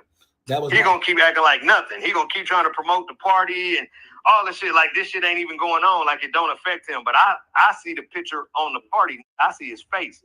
It's sagging downwards, not upward, like gravity pulling his face down, because that's his sorrow. That's how he really feel. I know the man. I know his face is always up. Look, in that picture, that whole shit is naturally hanging down like a motherfucking Dutch hound or something. That bro, he looked, I could see it in his eyes, like he would, when they took that picture of him, that was thinking about what's going on now. Guarantee you. He's like, damn, bro, this shit. There's no way that he's not thinking about this shit. There's no way. And I'm not saying it just because hypothetically, I'm saying it because of the look on his face. In the picture, if you look at the picture from that concert, and that's black and white of him, and you zoom in on it, you can see the sorrow in his eye. You can see the worry. You see me all the time, and I'm comfortable. I'm bouncing my baby girl on my knee. I don't have a care in the world. I don't give a fuck. I'm not worried about no. I go anywhere. I be pushing the stroller with me, just me and my little baby, all out in the middle of South Beach or wherever I'm at, LA or Detroit. Just came to Detroit, ran off. Hold on, bro. I'm comfortable in my shell, man. That's on everything I love. I'm so comfortable in my shell. I don't gotta worry. Any question that got for me, I'll answer it. And I'll answer it so you can understand it, and it'll actually change your perception on how you was coming. That happens more times than not. I will say that he definitely always responds. With this whole thing, even when the allegations first came out with Meech, before we knew who Tammy was or any of this shit with 50 Cent, and he was bringing it up, anybody that asked him, he brought the paperwork up, and he said, I'm only speaking facts. So I will say that he always responded. Oh, but why they saying that it was your girl first? She must have been a rat when she was with you. All this type shit. Nah. Here, look, I sent him the part. Tammy became a government informant in 2009. And boom. So right here, right? This where we get into Tammy. This where they start to get into Tammy Cowins. And like I said in the headline, the real BMF story, the rise and fall of the empire, and who is Tammy Cowins. Now you heard right there from Blue, that was his chick. She became a government informant in 2009. We on the block at that time. We on the block at that time. And she's a government informant at that time. RP to my pop. My pop died in 08. So that means she became a government informant a year after my pop passed away. So I didn't know prior to watching this that Blue Da Vinci was messing with Tammy before she became a government informant. So he's messing with her. I guess he's going to say when he's messing with her, but right there, you heard him say she became a government informant in 2009. And then I'll send that to somebody I love. I'm so comfortable in my shell. I don't got to worry. Any question that got for me, I'll answer it. And I'll answer it so you can understand it, and it'll actually change your perception on how you was coming. That happens more times than not. Oh, but why they saying that it was your girl first? She must have been a rat when she was with you. All this type shit. Nah. Here, look, I sent him the part. Tammy became a government informant in 2009, and then I'll send that to somebody, and then I'll send a message that say, bro, I had the shit in 03, 04. Come on, man, stop playing with me. Next. So, like, anything anybody ever try to say, because when you write, bro, and when you telling the truth, bro, and you speaking your truth, it's like the full armor of God. Like, you can't be beat. How could you be beat with perfect answers, man? So it's nothing that nobody could tell me in this situation that I don't answer and tell them exactly how it went, no matter what their ideology is. See, everybody else is looking in trying to figure out. I'm trying to tell you what I already know from being on the inside. See, that's the difference between me and everybody else, right? I'm on the inside of this shit for real, bro. From by the time that was in Gardena and him and T was doing that and I met him, from that point on, I got my perception. I got what I seen. That's why even my film is so valuable. Okay, now look, if Rick Ross talking about doing a movie or something. So now he with me, so Me's gonna give him some information to do the movie. Guess what's gonna happen?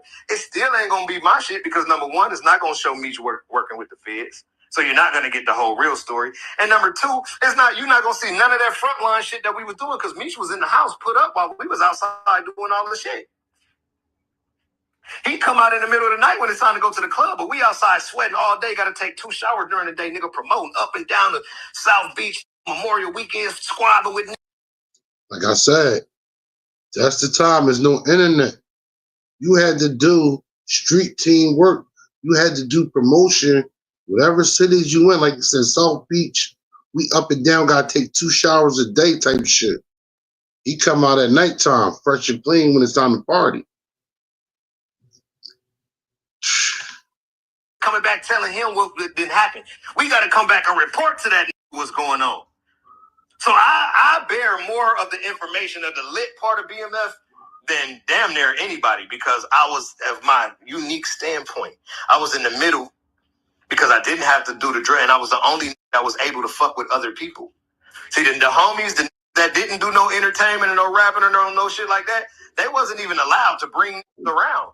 You couldn't bring your homeboy from your hood with you when you put up on us. You gotta come by yourself if you are able to be around. But Blue could fuck with anybody he want because he's doing the music. Niggas didn't like that. What you mean, bro? This my man, bro. I been grew up with this. I don't give a fuck. Leave that nigga where he at, or you stay your ass with him. That what Misha tell you. If he's inviting you somewhere or allowing you to come and be around us. The actual members were not allowed to bring people around. That's from BMF. That's there day in, day out. I couldn't bring people around until Meech understood who I was and my character. And then he started like, oh shit, oh, your cousin got them pills, shit. Get your cousin out here then. Boom, my cousin pull up. He a low though. You feel me? He'll kill something. Nutty Block, Compton, Crip.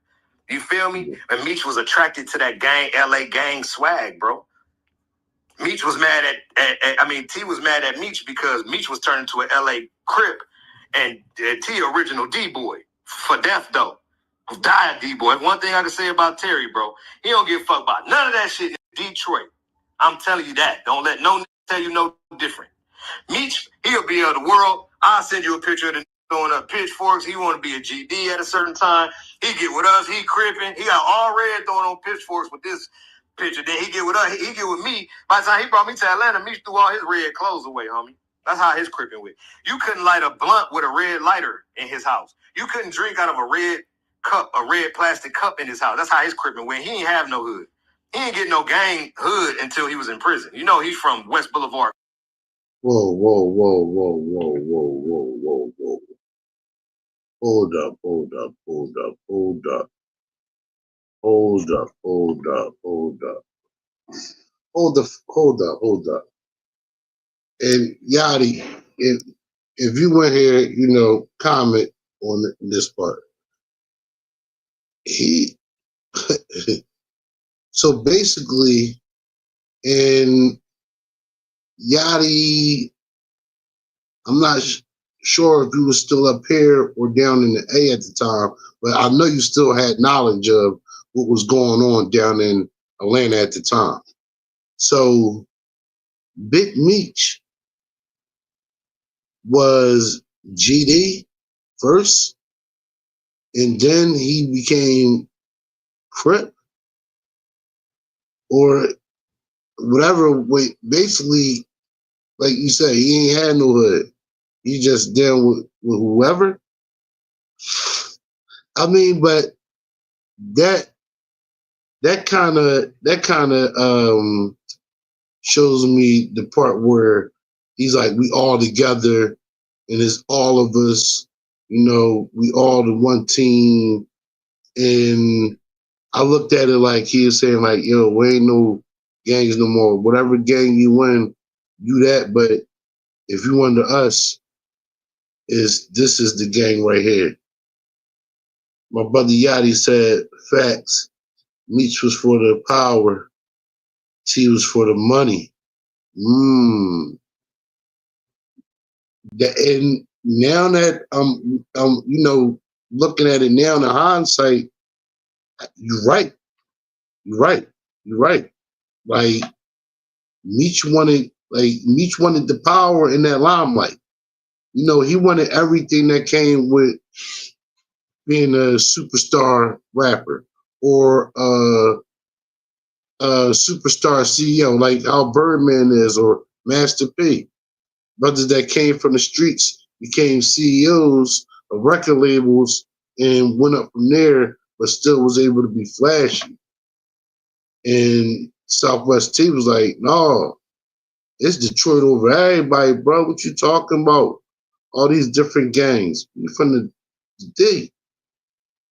What you talking about, bro? Like, no, you trying to rock with all these, everybody? You GD one day, you thought you blood, the next, blood, then you Crip. and you super crip. So you can have a red lighter around me. You can have a red plastic cup. He took his cripping that serious. Like, and the people that's like that is dangerous. Cause like they ride more than like the originators. I'm not talking about like riding and doing good. I'm talking about like just crashing out or like taking it to the highest level, like super crip basically. Yo, you got a red lighter? Get out there. Have that red lighter around me. Oh, you got a red cup. Who brought these red cups? This is DP. And I guess, like you said, the power. He got the money. Now he can call shots. That's crazy right there. Crip. Did you know that? No, didn't. Yeah. Oh yeah, he's been brought home to a game. You ain't seen that big ass W. Oh, bring it back. Bring it back real quick. Bring it back. He don't give a fuck about none of that shit in Detroit. I'm telling you that. Don't let no nigga tell you no different. Meech, he'll be of the world. I'll send you a picture of the throwing up pitchforks. He want to be a GD at a certain time. He get with us. He cripping. He got all red throwing on pitchforks with this picture. Then he get with us. He get with me. By the time he brought me to Atlanta, Meech threw all his red clothes away, homie. That's how his cripping went. You couldn't light a blunt with a red lighter in his house. You couldn't drink out of a red cup, a red plastic cup in his house. That's how his cripping went. He ain't have no hood. He ain't get no gang hood until he was in prison. You know he's from West Boulevard Crip. Did you know that? No, didn't. Yeah. Oh, yeah, he's been brought home to a gang. You ain't seen that big-ass WB on his arm? That stands for West Boulevard. The name Diablo put him on West Boulevard Crip. Why did he become West Boulevard Crip, somebody would ask. Well, when he first moved to L.A., he was living with a that lived in West Boulevard Crip, so he met all of them that was from around there, so he knew him. So when he got to California, Lom Pop, down one of them that run the West Boulevards, named Diablo, big old light skin with long hair like Meech, put him on West Boulevard. He got the tattoo and all that shit. So that's why I went back to LA a little while ago, like, oh, this finna get out. And I'm letting all you know that you gotta put these West Boulevard ass on the floor and make sure that they finna harbor this rat. So we can get that on the floor. I'm not finna, on my coast, this not finna come home shooting movies and acting like he Tookie Williams. Not in my city where I'm from. No, that's not finna happen. I don't know what he gonna do in the D or down here where I'm at in Miami, whatever. In LA, you ain't finna come high side and play games in LA. I'm gonna get you rolled up out that motherfucker immediately. You know what I'm saying? So I had to go and let no look. I put the paperwork on the floor because none of these watch the internet. So I put the paperwork on the floor. I go to my cousins, my uncles, and that run these neighborhoods and shit. Like, let all your little homies and everybody know this what it is. Cub be coming to West, and when he get down here and anybody catch wind of this shit, put it on the floor. Check it. So I ain't got the West Boulevard phone. And then at the end of the day, I know how it is anyway. They don't care as long as some money around there, man. We fucking with it. I know what they gonna do. That's just gonna cause some problems on the West Coast. I'm like, nah, fuck y'all niggas. Y'all niggas the rat. He try to diss the homie. He's gonna become for some Crip shit, West Coast shit. I got a question for you, bro. Okay, right, here's my question. So, BMF as a concept, the initial players were born in Detroit, right? Can you tell me on the scale can you tell me the cities that were most instrumental in building BMF as a movement? Because it ain't just Detroit. What other cities? It start with Detroit. So you got Detroit, and then I'm gonna say LA, okay? And then once you're talking about movement and connection, like what shit would drop and how far the product and shit would spread, you're talking nationwide, bro. St. Louis, motherfucking Alabama, Florida, Georgia, all over, bro. So the network was going all over. You know what I'm saying? How the shit was moving and then the money was coming back, that shit was going nationwide. But as far as the members that walked around and carried this shit on their back all day, it ain't even Detroit. See, that's what people don't understand. Let me tell you why. This is because Meech and T split up, okay? And when they split up, see, we wasn't popular when they split up. Didn't know about no BMF and shit like that when Meech and T split up. Niggas learned that Meech and T split up. Yeah, everybody in the D knew, but I'm talking about nationwide. Niggas didn't know, okay? So what happened was Meech brought me to Atlanta, and I ended up having like 6 from LA. I met the ill out in Atlanta, pulled him with us. Met the Omari rat ass. You got ill, and then Wu from Alabama. Now you got Meech knew J-Bo, so he bring J-Bo in, and then J-Bo end up calling for his two little mans, which was Tito and D-Shot. And then Throwback from Miami, new Throwback from Lil Meech Mama neighborhood, where Lil Meech Mama from over out here in Dania. There's a little named Tho used to be rolling the blunts for Meech all the time when Meech used to sit in the park with them over there in their neighborhood, okay? So he ended up bringing Tho out. And that was the main BMF crew that was doing the fighting. Hold on. 1 second. Being a nigga known for rolling the blunt for Meech every day is crazy. Like, being the blunt, now blunt rollers get paid a lot of money. But just being in the hood, being Meech blunt roller, that's a crazy title, bro. Yo,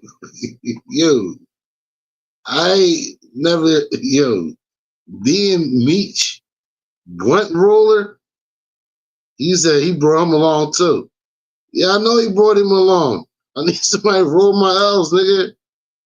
That's crazy work right there. That's crazy work. My brother Yachty said, and the split was the beginning of the end. Yes, Yachty, I fucking agree with you 100%. I agree with you 100%, bro. That split was the beginning of the end because it was conflict of interest. It was already starting to be conflict of interest, and then that split lets you know that I'm not with that lane you went. And Meech is telling T, like, nigga, you old with it, nigga. You need to jump in this world. And was it the beginning of the end now? Because, well, the feds was watching Meech, but didn't and the indictment start with T? Didn't it start with T on the phone being mad at Meech for doing what, basically balling out and being too extravagant? I think they had T on the wiretap, being mad at Meech for being too flashy. So you probably, I think you're right. That's the beginning of the end, because the animosity is building up. They split, and he gets on the phone that's tapped by the Southwest T gets on the phone that's tapped by the feds, and they hear the whole conversation of him being mad at Meech and why he's mad at Meech, and it's basically because he's being too flashy and he's drawing attention, but the feds was already watching. I end up having like 6 from LA. I met the ill out in Atlanta, pulled him with us. Met the Omari rat ass. You got ill, and then Wu from Alabama. Now you got Meech knew J-Bo, so he bring J-Bo in, and then J-Bo end up calling for his two little mans, which was Tito and D-Shot.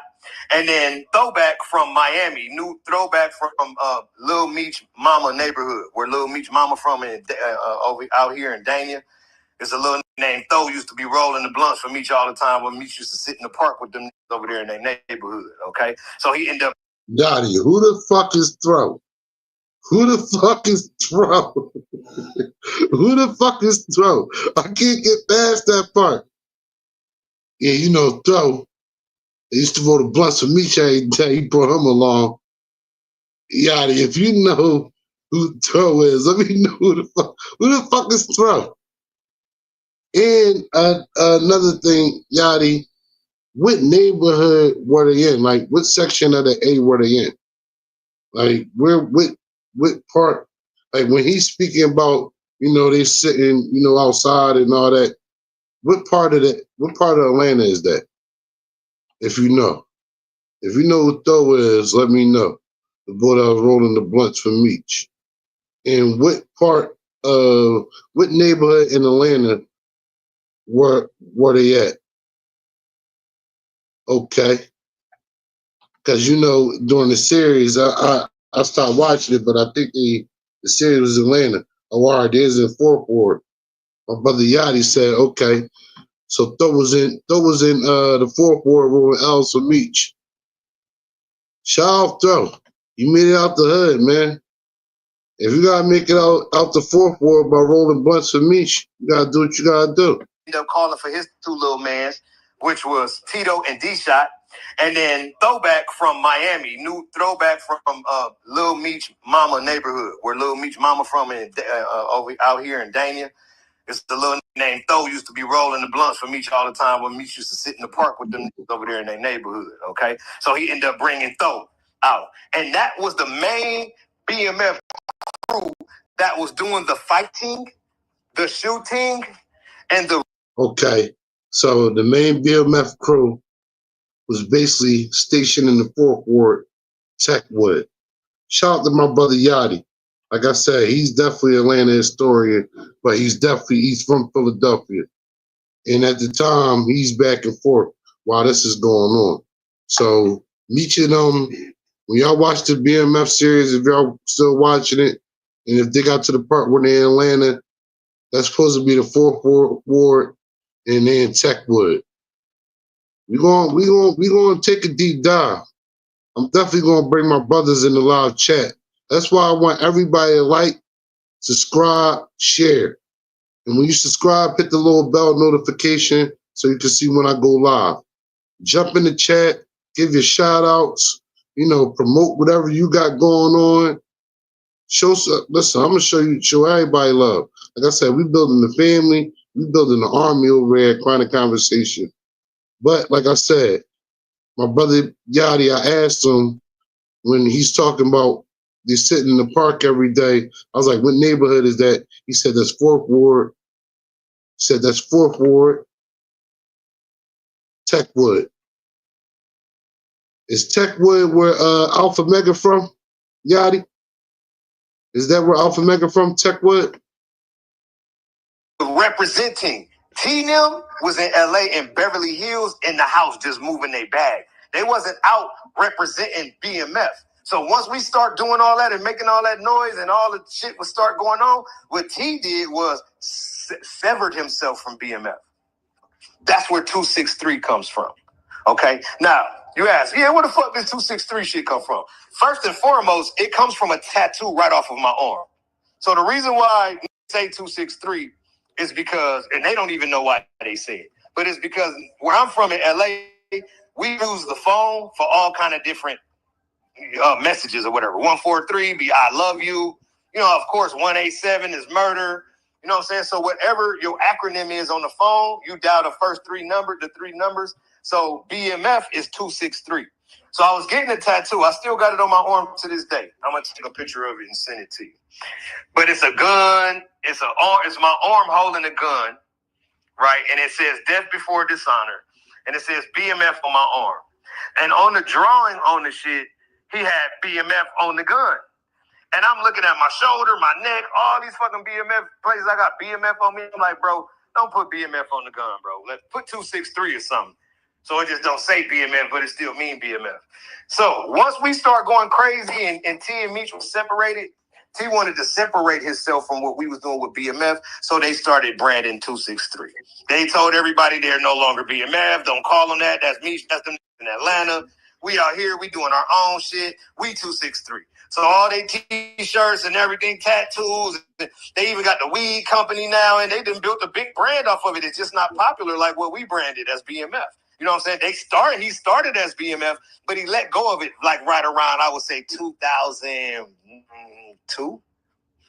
Because none of them was at my first big video shoot with Benny Boone. That was just all BMF, and them was doing 263. So when you asking me what states is really responsible for marketing that BMF shit, I'm gonna tell you Cali. Because we the ones that was with Meech moving him around, bro. You know what I'm saying? And then the other nigga, we was the most of us was from Cali that was with us. It was more. And the whole time, we thought it was just niggas from everywhere. Because at that time, 2003, 4, 5, we didn't know they came from Detroit. I thought Meech and them was from Atlanta. I think my brother Yachty told me, no, they're not originally from Atlanta. I'm like, damn, they're not? And I thought it was a bunch of Atlanta niggas and there's niggas from different states all with them down in Atlanta running together. I didn't know it was just a whole bunch of Cali niggas. And this is in the words of Blue. You know, a bunch of Cali niggas running with them. That's who was mobbing in the Fourth Ward down in Techwood. From Cali than from anywhere else. Ask me how many from Detroit was with Meech's crew. Ask me. How many? Yeah. One. Guess who it was? Who? Meech. Yeah, this what people don't know, homie. This why. He said, ask me how many people from Detroit up. He said one. So Meech. He ain't like his brother no more. I'm trying to tell you, bro. I was there. I watched it. He hated that relationship with me. It was like I was turning into his brother. So here I have another question for you, brother. The shit that's going on with Meech right now, right? Is that a Detroit problem, or is it or because BMF was a nationwide organization, it is a countrywide ghetto problem? How should niggas be looking at it? I mean, a problem as far as what though? Like a stain on Detroit stain. Needs to try to fix it. Yeah, a stain. I mean, no, it's not a stain on Detroit because I know too many D boys that's 10 toes, bro. I can't put what he did on y'all state. That mean you talking about Dogface, you talking about Ray, you talking about all my niggas over there from a Honey fam, you talking about all my niggas in Southwest, you talking about I know on the West Side, you talking about everybody I know from Detroit. No. Them thing did what Meech did. Meech did that shit on his own, made his own fucking decision, bro. He got to live with that shit. So it's a worldwide thing that's aimed at Meech and not a worldwide thing that's aimed at Detroit. Yeah, I don't see saying, you know, all them Detroit is rats. Like, no, you don't know. So hell no. No, Detroit, y'all stand the fuck up. My thing is, I just wish that more. See, I see the streets is with understand what's going on in the D. It's just the rappers and the artists that I didn't get. Like, why is all you running to go fuck with this? Even if it was just rumors of the shit, I wouldn't be going to fuck with no. That's probably how I feel about me. Oh, everybody's saying Blue Toad, so a lot of trying to won't fuck with me or something. I don't fuck with anyway, so I don't feel it. I don't see it. You know what I'm saying? To me, it don't make no difference. Don't get me wrong. That move that bag. I can't take that away from that red hair boy. He could put one of them programs together. But logically thinking, bro, he's piss poor. He sucks. He fucking sucks at thinking like an average, everyday grown man and making decisions, bro. His decision making is fucked. When it comes to that shit, he's fucking John Gotti or something. Like, he got it together. I got you, bro. So listen.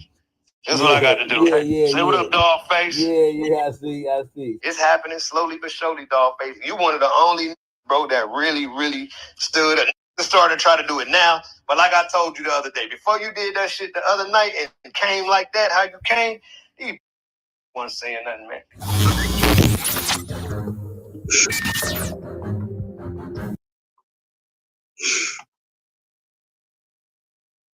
Hey, it's a lot to unpack. That's a lot to unpack because it definitely was a lot of shit that I didn't know. You know, I basically Blue was saying Meech was, you know, in certain aspects he can get to the bag, but when it comes to really managing it and putting it together on the corporate level, he was incompetent. He was incompetent. He's saying like transitioning to the corporate level and actually making business decisions and building the record label from the ground up and all that. He didn't have the wherewithal or the knowledge, definitely not the experience on how that even operates. And damn, man, that's a lot to unpack, man. And like my brother Yadi said, when him and T split, that definitely was the beginning and the end because it was a conflict of interest. And my brother Yadi also said Meech wanted the power, T wanted the money. The feds was already watching though. So was it a matter of time before, the feds came in any old way? So regardless of that's I mean, this is just a hypothetical. We would never know. I'm not saying, and anybody can jump in the comments and let me know, or you can comment after this. If Meech and his brother T never split or never had a disagreement or a conflict of interest, would the Fed still had got them? Would they still had got indicted and got locked up? Or would they have got indicted and beat it? So if Meech and T never split, would they still have got indicted?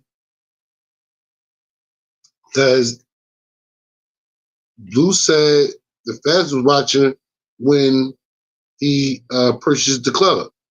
He said that was the smartest business move he did make was buying the club. But the cops was right across the street upstairs watching the whole time. So I don't know. That's just a question I got, for the folks out there in YouTube land and everybody that, fucking kind of conversation. If T and Meech didn't separate and have a conflict of interest, would the feds still have indicted them? And if they did get indicted, would they have beat the case? Or would it still be the same outcome? Let me know what y'all think. Let me know what y'all think. Because while the feds is watching, and Meech is balling, cripping, that's even crazy. Meech, he said Meech ain't had no hood until he got to jail. And I guess it's West Boulevard Crip. So I don't know. I guess he paid his way in. Okay, my brother Yachty in the building. He said, yes, it was just a matter of time.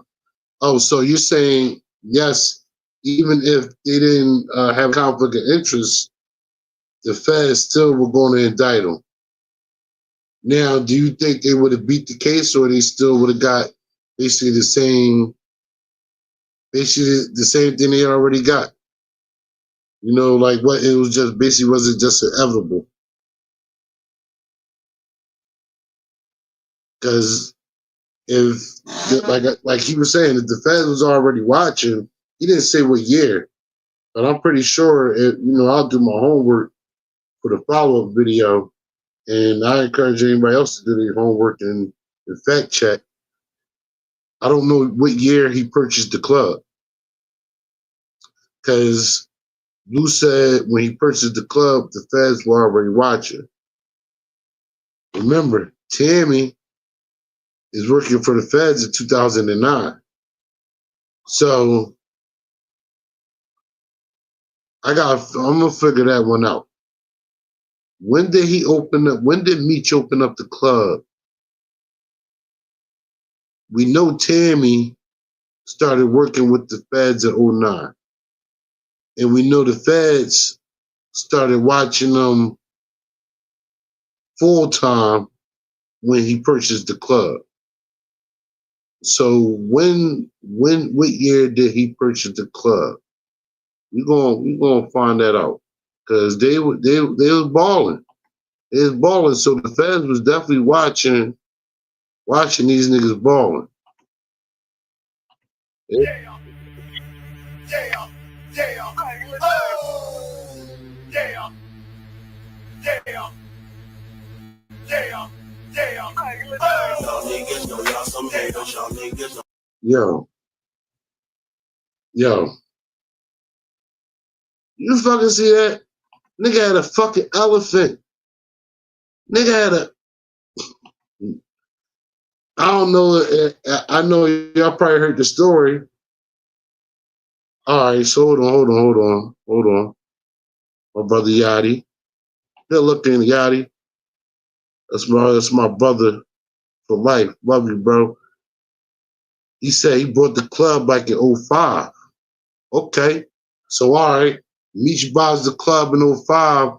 The fans that start watching in '05. 4 years later, Tammy becomes a government informant.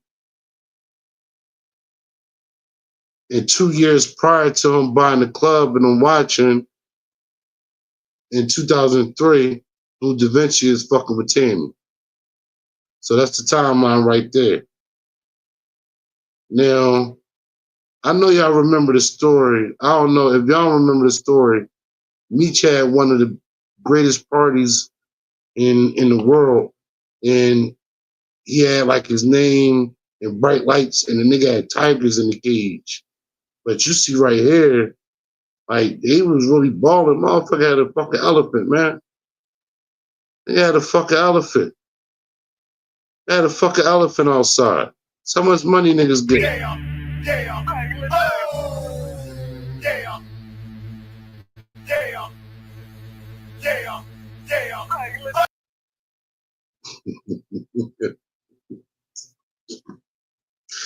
They got a BMF elephant. That's what I'm saying, yo. I ain't gonna lie. The BMF era, that shit was a movie, man. Like, if you wasn't around during that time, just like, yo, just try to find like these old like the older DVDs. You gotta kind of find the name. You gotta find the name of the DVD, or let's type in like I guess BMF DVD. But it's gonna be a lot of different joints that pop up though. But let's start there. Let's type in BMF DVDs, BMF documentary, and go to the ones that's old as shit. Go to the ones that's like 15 years old, 14 years old. Like tap into them joints like the Raw Report. See, I remember the Raw Report covering them. So that's why I looked it up. I typed in the Raw Report BMF, and that shit popped up. You know, back in the day, it was only DVDs. It was only DVDs. So when they dropped these DVDs and they showed niggas balling, niggas with elephants, with the cars, you see they got the chicks. They winning. It's a movie. So when we watch this movie, like I said, it's inspirational to us to step our game up and try to get our grind on even more. Not to have no elephants or nothing like that, but at least try to live hard for this. And you see down in the bottom corner, what it say? BMF. So we promoting BMF heavy. Y'all niggas know y'all some haters. Y'all niggas know y'all can't fake us. Y'all niggas know y'all some fakers. We getting our chair. Y'all niggas know y'all some fakers. Y'all niggas know y'all can't fake us. Y'all niggas know y'all some haters. We pushing that shit. Y'all niggas know y'all some haters. Y'all niggas know y'all can't fake us. Y'all niggas know y'all some fakers. We getting our chair. Y'all niggas know y'all some fakers. Y'all niggas know y'all can't fake us. Y'all niggas know y'all some haters. We pushing that shit. Who running the town when y'all running the mouth? New shit about to drop. That nigga's finna go crazy out here, man. Word up. Hey yo. So you got Fab in the building. I remember they were saying Fab was BMF. I remember that. You got Fab around, like Blue Da Vinci said it. He said all the rappers was fucking with BMF. All the rappers was fucking with BMF. Like real trap, all the rappers. But I remember specifically, they're like, yeah, you know, Fab part of BMF, and I was like, well, he's from New York, and that's when they was like, oh, they nationwide. They got top rappers and top real niggas from all over the country. I'm like, oh, that's some new shit. So when Blue Da Vinci say like all the rappers was fucking with us, he wasn't lying. It's like this. You know, man, nigga got some love. You got a nigga like Fabulous flying in out his schedule. This nigga's working on an album right now. What did I say? That's how you know you winning when you got a nigga like Fabulous flying in during the schedule while he working on an album. He made sure he had that BMF event. It was a movie. It was a movie. Blue Da Vinci wasn't lying. It was a movie. Playing right now. I got the match. I just got off the plane. I'm here. My nigga need me. I'm here. That's it. Young Fab. Look, niggas got the chronic. Hey, Yachty, what was they smoking on back then? What's that he got right there? What was they smoking on down in the A? It looked like some gas. It looked like some gas right there. We had some gas. So I know what that gas looked like, but I wonder what they were smoking right there. It definitely looked like some good exotic. Definitely probably some purple or something. Maybe sour. Might be some sour. Some sour, some purple. Maybe some blueberry. I don't know. Yeah, you gotta let me know what they were smoking on down there at the time. Like, if you was getting money, what strain of weed was you smoking in Atlanta at the time? Get smacked up. These whole ass niggas get macked up. Still keep the heat to make them back. They'll never be expecting me and Spliff to be close. How the fuck you get Blue? Ain't no Blue and Spliff? The fuck is they doing walking down the street together laughing? Niggas in the club get drunk out. Niggas in this bitch we thugged out. Don't like a nigga get the fuck out. Know y'all some haters, y'all niggas know y'all can't fake. Free Meech. Free Big Meech, man. Y'all niggas know y'all some fakers. Y'all niggas know y'all can't fake. My man is a hell of a guy. You know what I'm saying? Very dependable, very ghetto, very thuggish. You know what I'm saying? About his business. You know, very lovable. He's a nice guy. You know, don't step out of line with him. Respect you, gonna respect you. You know, the same way. But me myself, you know, fuck him. You know what I'm saying? I don't mind how I get it. You know what I'm saying? And here we go, getting out the club with the white guy. Hey, Mr. White guy.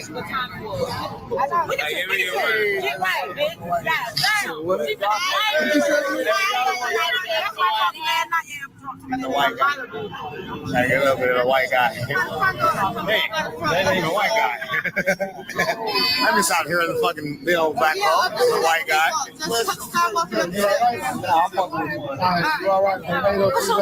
What's that? What's that? Yeah, who's that? South Carolina. Where you from? I'm from the Black Mafia family. The biggest gang in the world. Where you from, though? I'm from LA. LA. Dr. Dre gave, man. Yeah, Dr. Dre gave. What that mean? I don't fuck with Dr. Dre. I'm from the East Coast. I ain't from no. I'm from come to the open mic, man. No, I ain't no freestyle. I'm a baller, son. Let him know. The white guy from 803. Let me go. All right, they had the Velvet Room. Yachty, you gotta let me know. Was the Velvet Room popping? What was the Velvet Room like back then? All right, so boom, Yachty. He said, oh, all right, he was smoking on some Kush. So he was at this Blue Da Vinci was outside at the car with Spliff Star, Busta Rhymes man from Football Squad, and he had some weed. I'm like, damn, look like some gas. I wonder what they were smoking back there. So my brother Yachty, I asked him, like, yo, bro, what they smoking back there? He said that was a good Kush then. That shit looked good as shit. I don't know if he got it from down there or, you know, brought it with him, but he had some gas. Oh, all right. He said, oh, Bubble Kush, presidential. I remember you talking about that presidential Kush. Granddaddy Perk. That GDP. Yo, that GDP, that Granddaddy Perk is something special. If you ain't never had no GDP, I feel sorry for you. Yeah, I definitely remember you talking about that presidential kush. Because for some reason that just stuck in my head, that presidential kush. Okay. So he said the Velvet Room. Oh, the Velvet Room was popping. The Velvet Room was popping. Out there lit. That's why Blue was like, oh man, I'm an integral part of BMF. I got my homies from out Cali. They here. It's so popping that Meech done turned Crip. Yeah, man, the Velvet Room. It sound like that shit was popping, Yachty. Sound like it's popping. Now, all right, put it like this, right? Oh, now, all right. If Meech is Crip at the time, I guess Blue like I can wear whatever I want. He can't say nothing to me. He can't say nothing to me. I guess that's what he's saying. Like, you don't say to me, I wear what I want. Cause you can't no red lighter, you can't no red cup. 803. Scared of confidence. Hear that? Now tell these niggas I ride. Yeah, I see the ladies in the back, Yachty. Lamborghinis and shit on bitch ass niggas. I don't go tell that nigga I don't. All right, now remember when the DVD kick in, we gonna cut to the Lambos and shit for this bitch ass nigga. 803 records ain't shit for the record. 803 records can suck our dick. What up, my nigga? Who the fuck is 803 Records? Never heard of them. But you see everybody giving Blue love outside the Velvet Room. Hey, 803 Records can eat a dick. That's how we tell that bitch ass nigga as he walks away, nigga. This Blue Da Vinci in the biggest gang of the world. Tell y'all, I'm gonna get it back on. Blue Da Vinci 803 Records must have been that white guy. is a youngster that can become the next Blues with a gang. I've had an opportunity to work with a lot of brothers. Blue, on the other hand, is a new breed. It's a new era, new time. So my first beginning was with the Masterpiece. I helped create the No Limit look, helped create the E40s, the 2 shorts. I'm from Oakland. Blue, I believe, can be the next one. And because I believe in that, I'm here in Atlanta today, messing with Blue Da Vinci and his release. They cut mankind a check. If you work with all them people and you seen talent, they cut you a check, bro. They cut you a check to be there. You wasn't as there for the.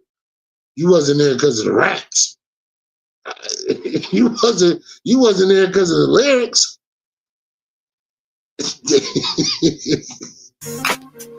Yeah. Blue Da Vinci, BMF Entertainment. Get away from all that, I'm doing a listening party, man, because a lot of motherfuckers in the town think that a nigga just one of them niggas that's just in the middle of the club popping bottles and shit. Motherfuckers don't really respect the nigga for his talent. So while I threw all these PDs and all that shit, I just said, fuck it, you know, if the nigga A-B just... Well, that definitely wasn't it. Niggas wasn't thinking because you was in the club that your shit wasn't like that. The bars wasn't there, bro. Don't give a fuck, then we just gonna smash the nigga, you know what I'm saying? We don't give a fuck. You know what I'm saying? What up? I'm just trying to let motherfuckers know, man, that our nigga getting down for real, man. That it ain't all about just being in the club with some champagne, man. Niggas got some authentic material to fuck with, you know what I'm saying? So what I'm gonna do is actually give people a chance to come see it in the world. He definitely had authentic material. I'll give him that.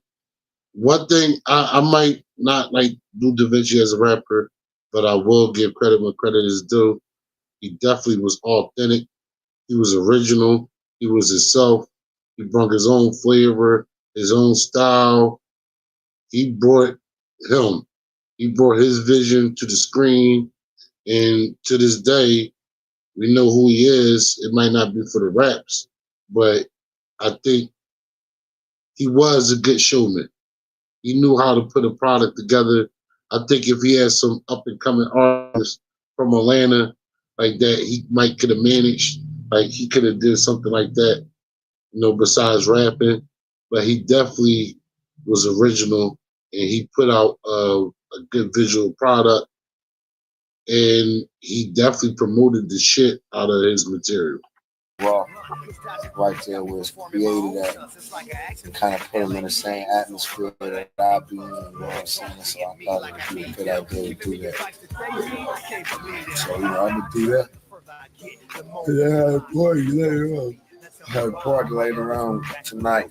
Flipping keys instead of growing up being doctors and flipping G's, raising my generation to succeed. But all we got was violence and greed. None of what we want and half of what we need. I plead for the Lord to contain my rage. It's like my soul's being trapped in my body. Man, we got niggas that's really going. See that song right there, that song not bad. But I guess it just like I said, he from the West Coast, we from the East Coast. It's kind of hard to make that transition, Like that wasn't a bad song, but that's not a joint that even if it's on a mixtape and that joint come on, I don't know if we'll be playing that. Going through shit, man. Niggas scarred up, nigga, for life. Real scars. I got hit a few times. I don't even like showing my little scars. These niggas got scars that look like they just got done with the war. Like they really was a Marine or something and just went head up with a. You know what I'm saying? Oh, right there. Yeah. You know what I'm saying, man? Nigga got a zipper. Nigga got a zipper. When you in the hood, that's one thing you know. Niggas got zippers. Niggas got, man, ugly shit. Man, it's real out here, man, for all motherfuckers that think that we just be out popping bottles and being everybody's friend, man. Niggas is really on the streets, man. And trying to do something positive. Lost her job and got 5 years of fees, selling shit to pay rent. To the dirt, she says I'm destined. My children don't eat cold feet and they look pregnant. The Lord must be resting. Take my life and leave it all is what I'm suggesting. Maybe that's the real blessing. Answer to any questions, problems, and all wonders. Be on the bright light. I told motherfuckers, man, this shit is real, man. That's real as you gonna get, man. You see a nigga wounded, cheek. I got Fab on the joint. I got Paul Kane rips and shit. I got Chopper for making the band on some shit. Like I said, I got Baby D on some shit. I'm gonna have this dude all over my shit. We might even just do a group or something. The whole album. Cause we fucking with each other. Like niggas fuck crashing at the crib after the freaks get done doing what they do. Niggas is just we really living a life that you niggas is rapping about. That's another thing I'm gonna tell you, nigga. We living this shit for real, nigga. I'm talking about the $1 million joints, man, from state to state, man. We really, really doing it. And ask a nigga. If you don't believe me, ask a nigga that you know, that you can respect the word that they give you. And if they don't know, then tell them to ask a nigga that they can respect. Because sooner or later, a nigga gonna be like, damn, niggas is the truth, man. Nigga went lying.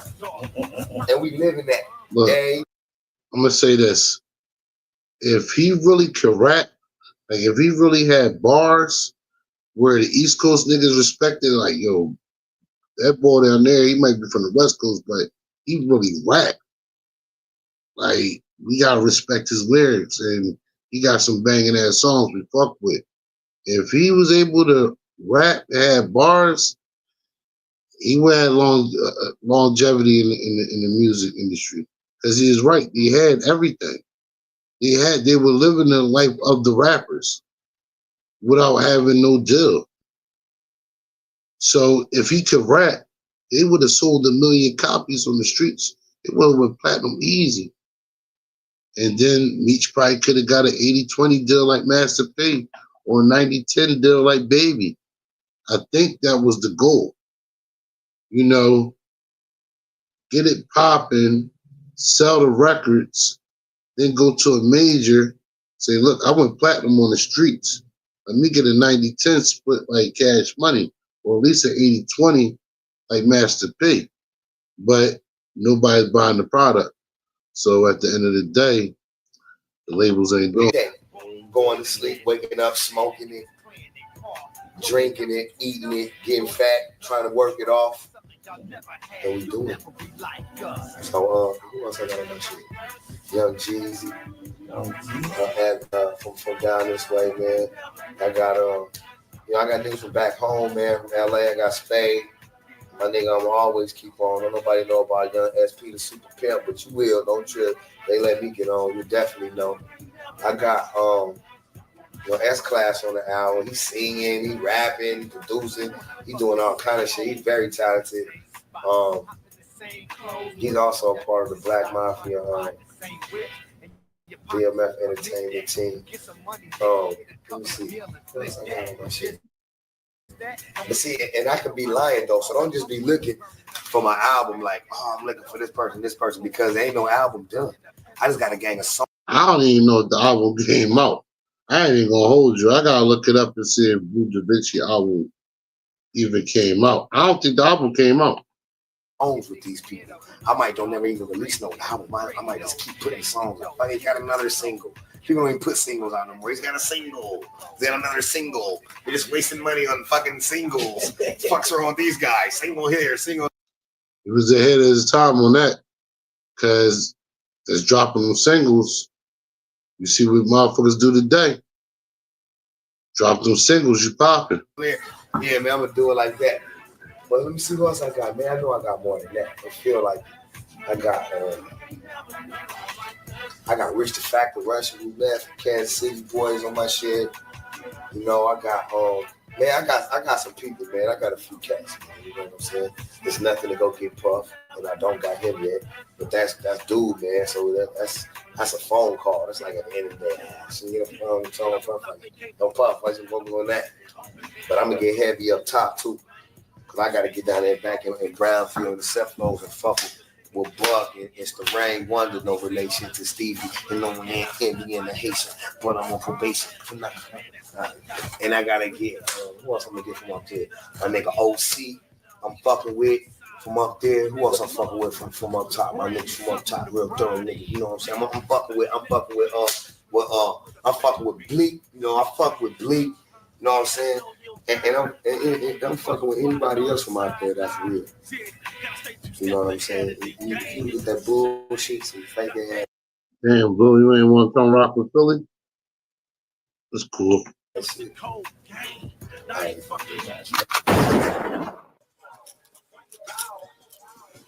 Yeah.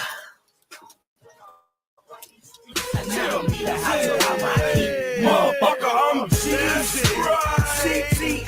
Get your motherfucking ish out here fucking with me. You got him scared. No, nigga, they shook. In my pocket looking like a damn bone. What? I'm low key, not the bad. But you can look a nigga up in the yellow pad.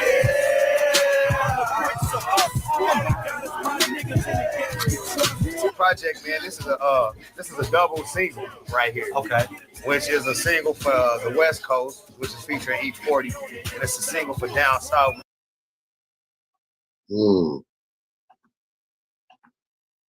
He was. I think if he was able, if he knew how to rap, they had the right strategy. I'm gonna say that they had the right strategy.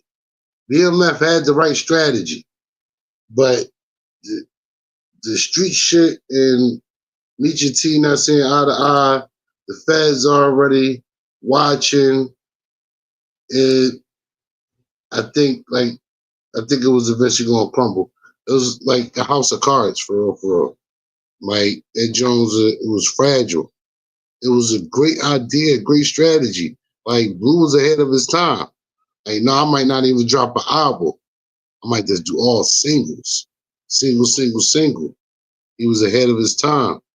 And then you see here now it's like, no, I'm about to go up top with it, meaning I'm going up in Y, work with basically I think Smith and Wesson, OC, he said Bleak. I don't know why I ain't seen nobody from Philly. Maybe he wasn't. No, Freeway. I think they was tapped in with Freeway. I do believe BMF was tapped in with Free. But he might have, that's forgot. But at the end of the day, he said he was trying to, link with the artists up top. And at the end, you see like, oh, this is a double single. I ain't never even heard that. I ain't never even think of that. He like, this one is for the West Coast, and this is one for the down south. So I guess it's the same song, but the West Coast song got E40 on there, it's featuring E40, and the down south song is featuring somebody else's popping. That's a dope idea. Like, I don't know. I might, that's a dope idea. Doing a double single? I might see if we can, I might try to bring that back. Just see if it worked. You know, that's an experimentation. Go in the studio, oh, we got a banger. All right, let's put this artist from this region on this one. And then let's put this artist from this region on this one. And let's send it out to the different regions first. And then if it get popping in those regions, then we combine the song and make it one. That might be a dope idea. Thank you, Blue Da Vinci. Always gaining ideas over at Chronic Conversation. And one thing I'm not going to do, I'm not going to hold the ideas. So if you hear the idea I have and you decide to do it, I'm happy. Somebody did it. I'm like, somebody brought it to fruition. Thank you. But I think I'm going to try to use that. I'm going to holler at my brother Razor and my artist Ace the Chemist and let them know my idea and see what they think and see if we can make that happen. Because that's a dope idea to me, you know. But that's just really the first part of the BMF, the rise and fall of BMF. That's the first part. You know, them partying, giving the backstory, who eventually telling you how they was pushing a rap career, me showing you the DVD footage, them partying, me talking on pushing Blue Da Vinci's career. That was the beginning, and maybe that was the beginning of the end for BMF. That was the calm before the storm. I don't know. But like I said, during that time, that shit was a movie. I ain't gonna lie. Seeing the DVDs and seeing stuff on YouTube, the beginning days of YouTube, seeing them posted, like I said, somebody would have to get a DVD and then post it up on YouTube. And it wasn't that much content out, so you could kind of type in Big Meech BMF and anything that's related to them will pop up. It wasn't that much content. So you can really see, you know, new content every month. Every month you definitely got new content from the DVD era, especially with the DVDs like I showed you, the Raw Report and all that. So we about to get into the next topic on the line. Who is Tammy Cowins? Who is Tammy Cowins? Because we didn't heard, you know, like I said, the beginning, the gist of the beginning of, you know, not how BMF started, but how they started in Atlanta with the music and what their agenda was. And seeing hearing T and Meech splitting up before because of conflict of interest. Like I said, T said Meech was being too flashy, and the feds was already watching, and they had T phone tapped, and they got the whole conversation. And I think that's one of the reasons that led to the whole indictment of BMF. But let's get into some more Blue talking. And on this right here, he gets a little bit more into Tammy Cowins, 50 Cent, how 50 Cent gets involved with this whole thing. When you know, he gets in a little bit more detail about the up-to-date situation that we got going on now. And make sure you go check out my previous video, 50 Cent versus Big Meech. It's up on YouTube now. I go and, I get my opinion and, talk about the video with Meech responding to 50 and 50 trolling them on that video, and me speaking on why Rick Ross even did that. And I just came to the conclusion that, he said, I ain't letting nobody trick me out my spot. I said, Tammy already tricked you out your spot. And Ross just did the same thing. So let's get back into it. Let's figure out who Tammy Cowins is. Knew about all these things that he's trying to expose now, but yet he still chose to do business with Tammy and Meech, irregardless to what he knew. So at the point that she shopped Big Meech's life rights around, 50 Cent wasn't the only one she shopped them to. 50 Cent was the one who bit down on it and went and found the funding through Stars to make the project happen, right? So 50 Cent doesn't have to be bosom buddies with Meech. 50 Cent, as a businessman, is acting as an executive in the entertainment field, right? If he thought that the story was a viable story, one that had legs to it, one that he could shop, one that he can make money off of, he's supposed to do that from a businessman standpoint, right? Right. Yeah, but watch this though, Face. Because he ain't know back then when that was happening. See, with 50, it came about, I believe, like around 2012, the first introductions. So this is what the deal was. Okay. So basically, like I said, for y'all don't know, the person that's talking in the beginning is an OG named Dogface from Detroit.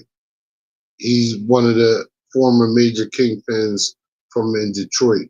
And it was a question that a lot of people were saying. They were basically saying, like, how did 50 Cent, did 50 Cent know that, Tammy was a government informant?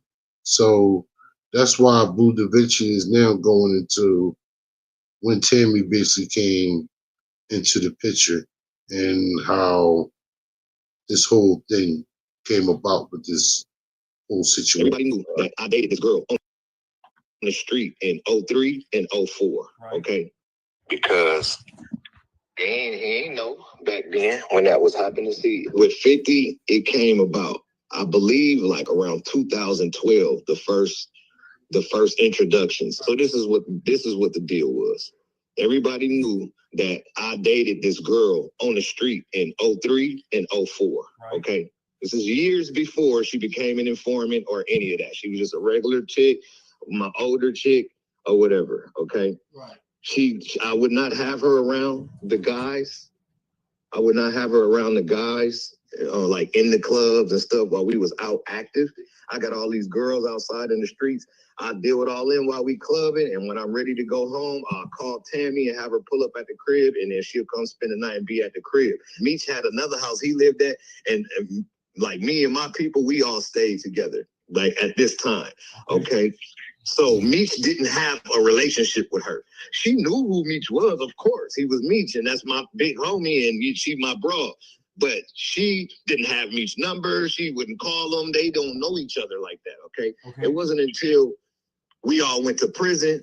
So somewhere along the lines between when Meech got locked up, and I believe like at least around 2008, they, which is Meech and Tammy, they became close and they went into business, basically. So hypothetically, maybe she was like, I can help you. I want to help you.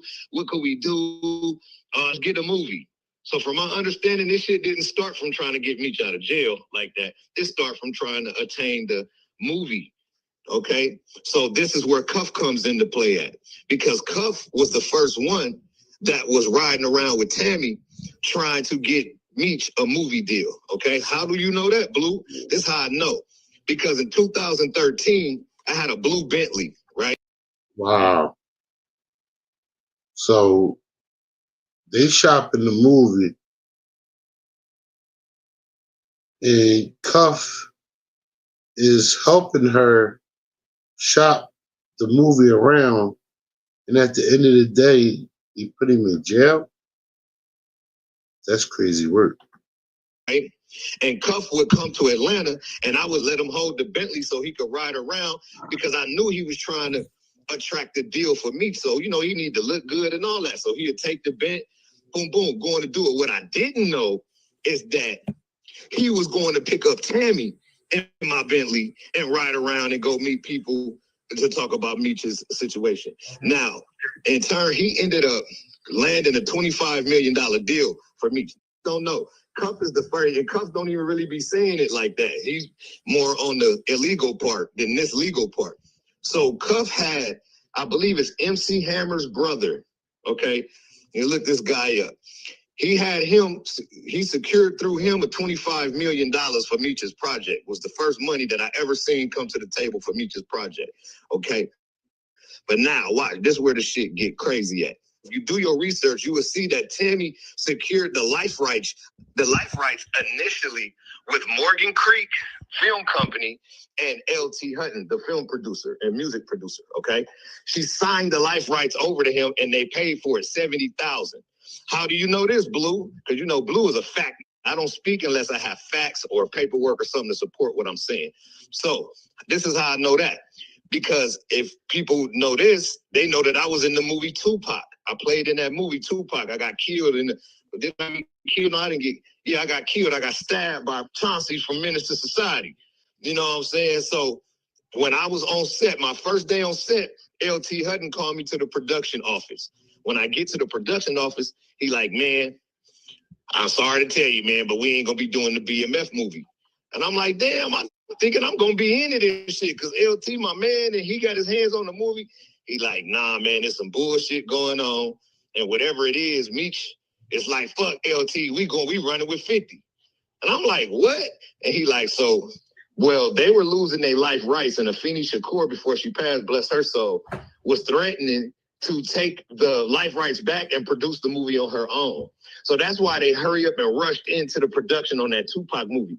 Like, didn't even know that the movie was getting filmed. And one day they just start saying, oh, we filming a Tupac movie. And then it just came out. It happened real quick because they had to rush it.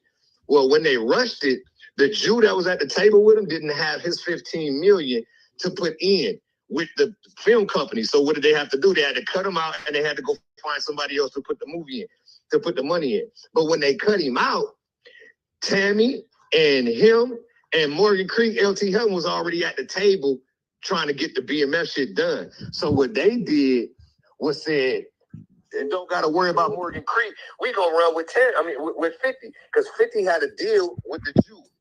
Okay, so 50 and the Jew was partners. The Jew was trying to be partners with was partners again with LT Hutton and Morgan Creek.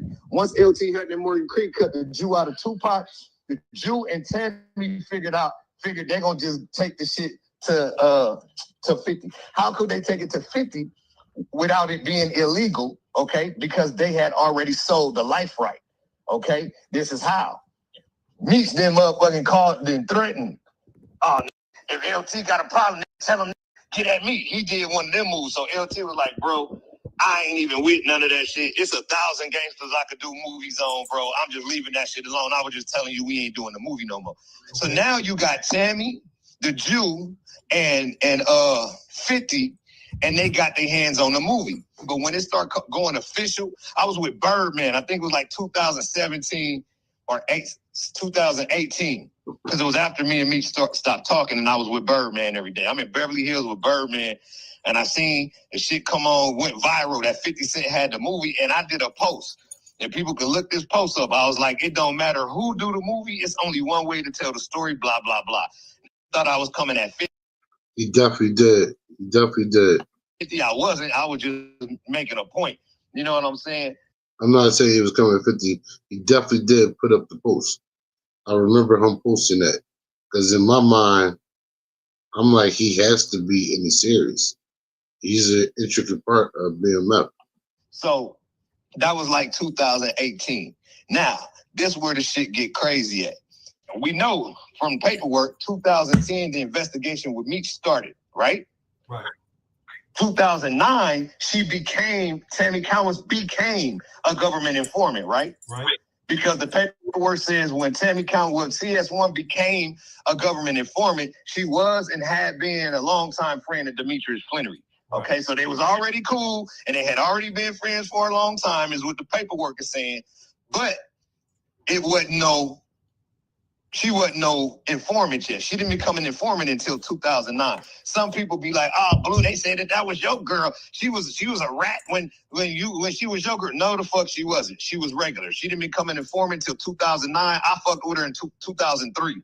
2000, barely a little bit of 2004. That was 5 6. Right, this is the timeline. So now look, boom, 2009, she signed up to do the first case with Terry White. Why do she do the first case with Terry White? Because she came to them people with that information to work Meech shit, but who she came to was Meech's controlling officer. See, this is the fine points that people don't look at. When you look at the person that was her controlling officer on the Terry White case, his name was Special Agent Jack Harvey, okay? Special Agent Jack Harvey is the fucking special agent that locked us all up, bro. He's the one that was on airplanes with us, following Meech around since 89 all through Atlanta and all that shit. Meech had been telling us about this boy because Meech knew that the man was on him, okay? So, Special Agent Jack Harvey jumps in for her, what's the name? They bam Terry White up. Now, mind you, Jack Harvey then got Meech 30 years. He didn't bam the BMF up, all of us. He gave us our time. He had already lost his hair following Meech. Nick had red hair and ended up bald-headed when we all got in court. Okay, this is how long that this man was following Meech. He lost his hair. Now, boom. They knock off, what's the name? And then they say, okay, shit, now we'll do this. Like, she telling the truth about Meech for what we got. And then in 2010, he retired, which being Special Agent Jack Harvey, and then a new task force leader came in. Okay.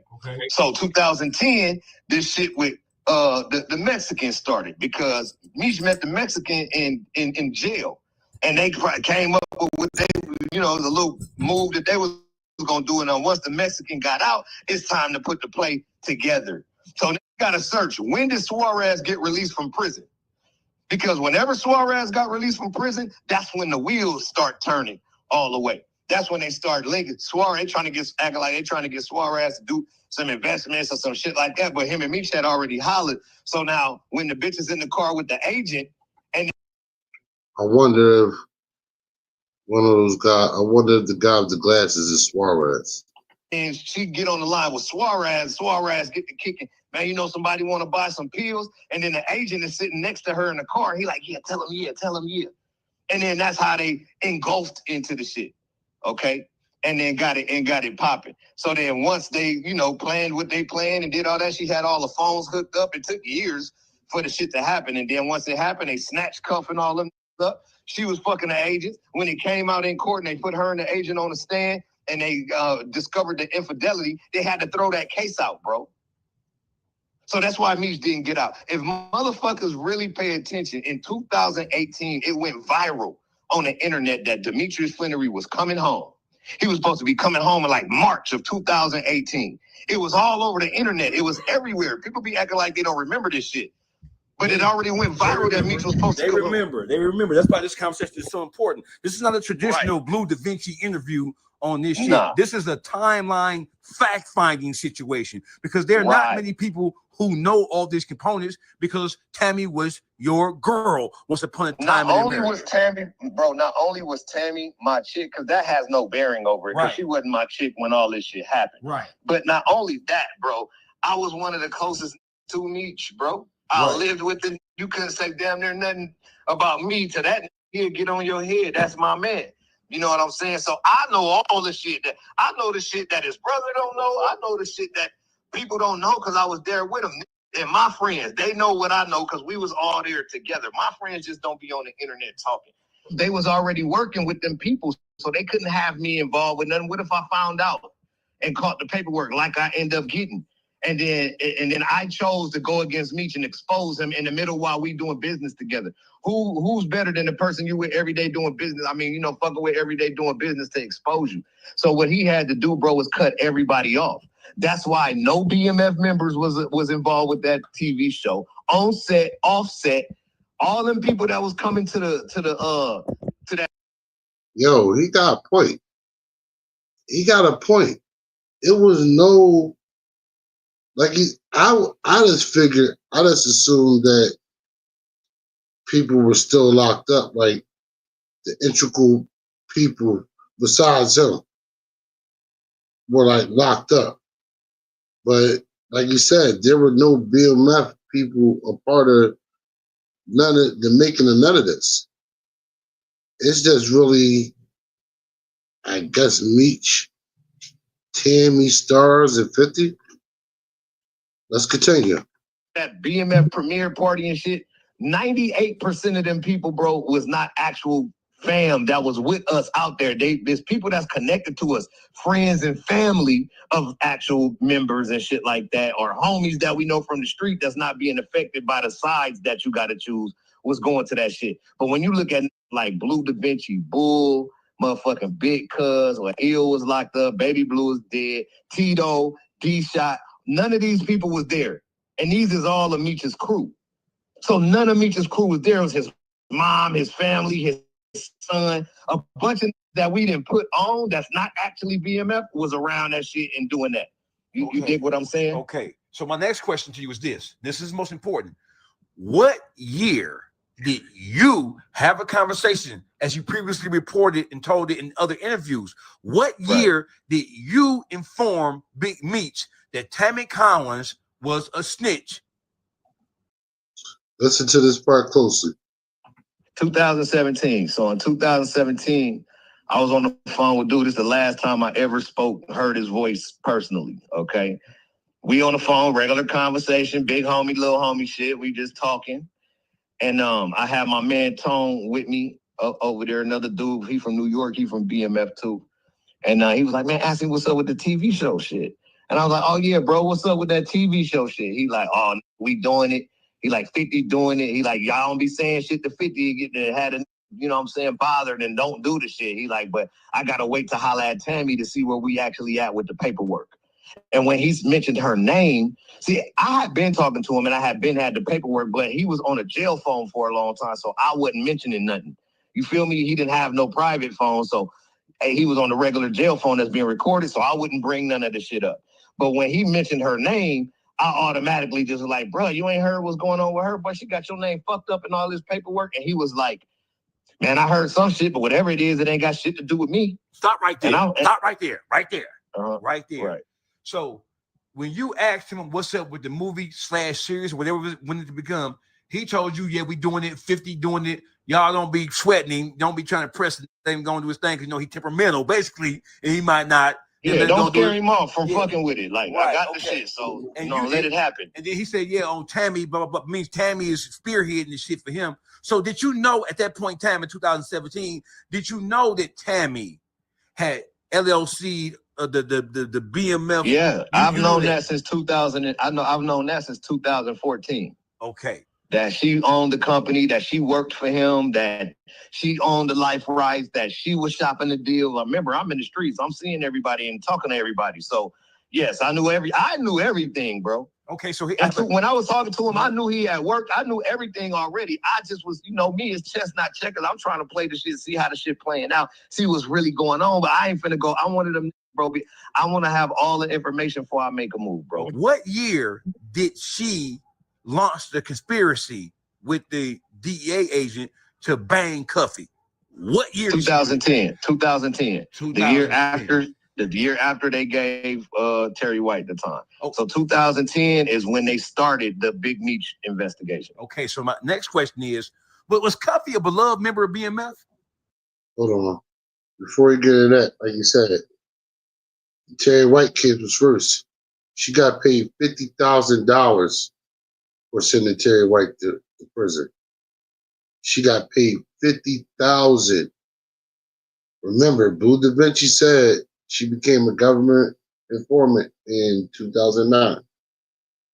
And God, Terry White, I heard that she caught him cheating with another woman and then decide to set him up.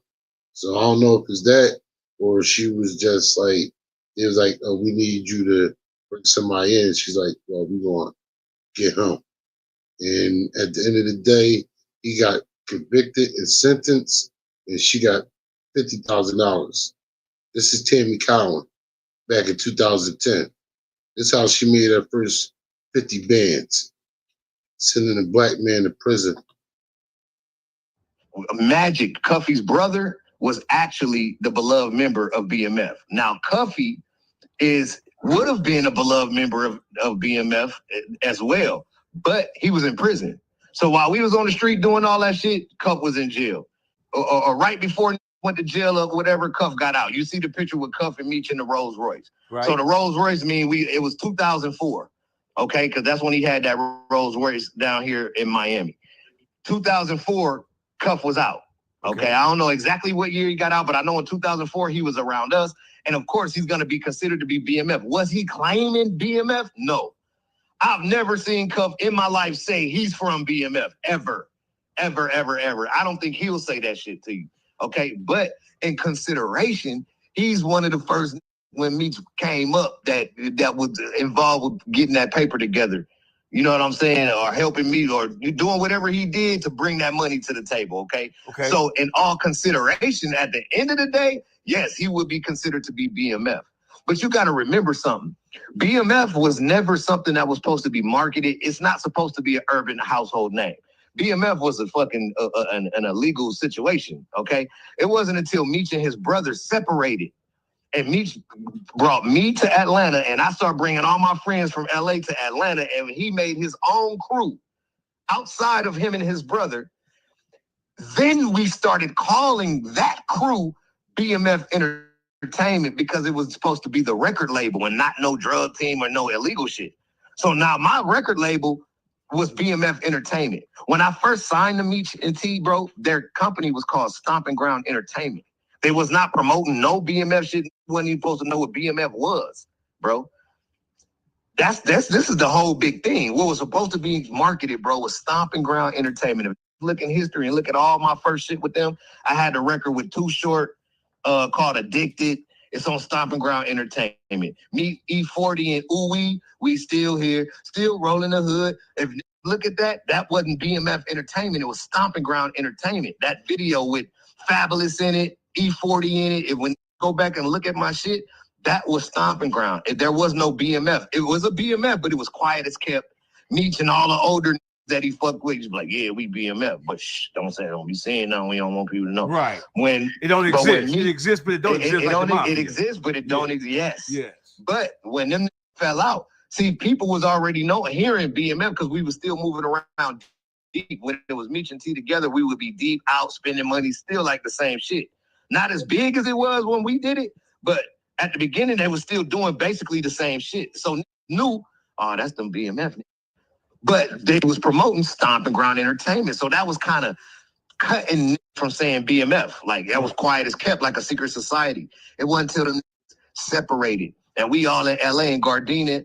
We had been in Atlanta for a minute, kicking ass, taking names. And we got popular in Atlanta, just Meech and us, without T and his side. And they started calling us Meechie's boys. Okay. Or Meechie and his boys. We didn't have a name at that time because we wasn't promoting the label no more because the label went defunct because the partners of the label separated. So we didn't have a label, but we was outside making noise. So one time we get back to Cali, Meech made some big ass pot of spaghetti. We sitting around the table like mobsters. We talking shit, smoking weed. And Meech like, man, boo, you got to come up with the label. We're gonna have to start the label. You just gonna have to do it on your own. Don't put my name in it. The people don't come fuck it up, but we got to come with something. And then my cousin Bull was like, shit, be saying that BMF shit, we might as well just run with BMF and throw it up like this, and made the gang sign with his fingers, okay? Right. That's how the shit came alive. And then Meech was like, all right, Blue, go get the shit done, go get it legal, don't put my name on this shit so we can have everything legal, and then we just gonna rock with the BMF shit. But it's going, and I was like, but it ain't gonna be Black Mafia Family that I'm doing, bro. It's gonna just be BMF Entertainment Incorporated, so we can leave the acronym up to imagination. My name is Barima McKnight. It can mean Barima McKnight Family. Meech was like, I'm Big Meech. It's gonna mean Big Meech Family. We was all laughing and shit. And then I went and did the label. And that's how our BMF Entertainment label officially started. Okay. We went back to Atlanta and turned it all the way up. Okay. That's where the BMF shit comes from. So Tammy Cowins, she started her own company in what year? BMF? What 2008. year? 2008. Okay, what year they launch the plan again to knock Cuffy down? See, I believe that whole time, even when they knocked off Terry White, the intention wasn't to knock off Terry White. It was always to get Meech out. Okay, but I believe, now this is just from my belief of just looking at the string of events. I believe that when she went to Special Agent Jack Harvey wasn't going. He was like, man, Meech ain't finna do that. I've been following this for years. Hell nah, Meech ain't finna do that. No. And then you got to show me, y'all got to prove it. And then that's why Terry White got laid out. She laid Terry White out because she had the information on him, and she's proven to the government that she's going to be an informant and do what she got to do. And once they did Terry White and they awarded her that money, they went right into the Big Meech shit. So whenever that was, when I talked to him about the shit, when he mentioned it to me and I said it to him, that's when he knew that I knew. But I've been knew. I had the paperwork since 2014. Mm-hmm. Okay. The first paperwork I seen had Meech named a co-conspirator, bro. He was listed number one in the indictment. Number one in the indictment for who? Terry White? On the cuff? No, he never been on the case for Terry White, bro. Okay. That had nothing to do with Meech. Nothing at all. That was just her proving that she was going to do it for the government. Right. That's all Terry White was. It was just, all right, show us that you for real. All right, here go Terry White. Bam, slammed his ass. Oh, shit, she for real. All right, then what you say about Meech now?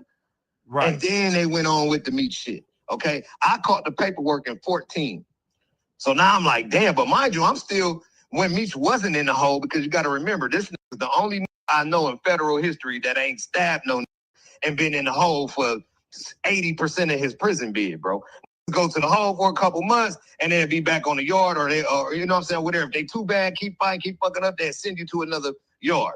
Okay, maybe once. You know what I'm saying? But you got to be a fucking gladiator, man. You got to be causing all the problems in the prison, bro, to get handled like that. So for a long time, we wasn't able to talk to him for long stints of time because they had him in the hole while this investigation was going.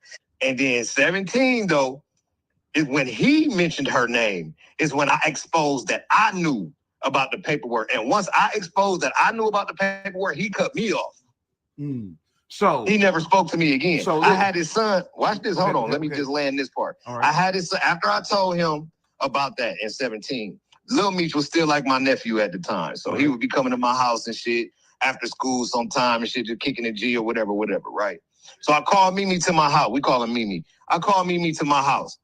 I'm like, look, bro, this paperwork. I went over it with him. I showed him what Tammy was saying. Whoa. So you telling me you showed Lil Meech the paperwork? Lil Meech, he was like 17 before he graduated high school. I knew through Meech's girl at the time, her name was Big Meech Wifey.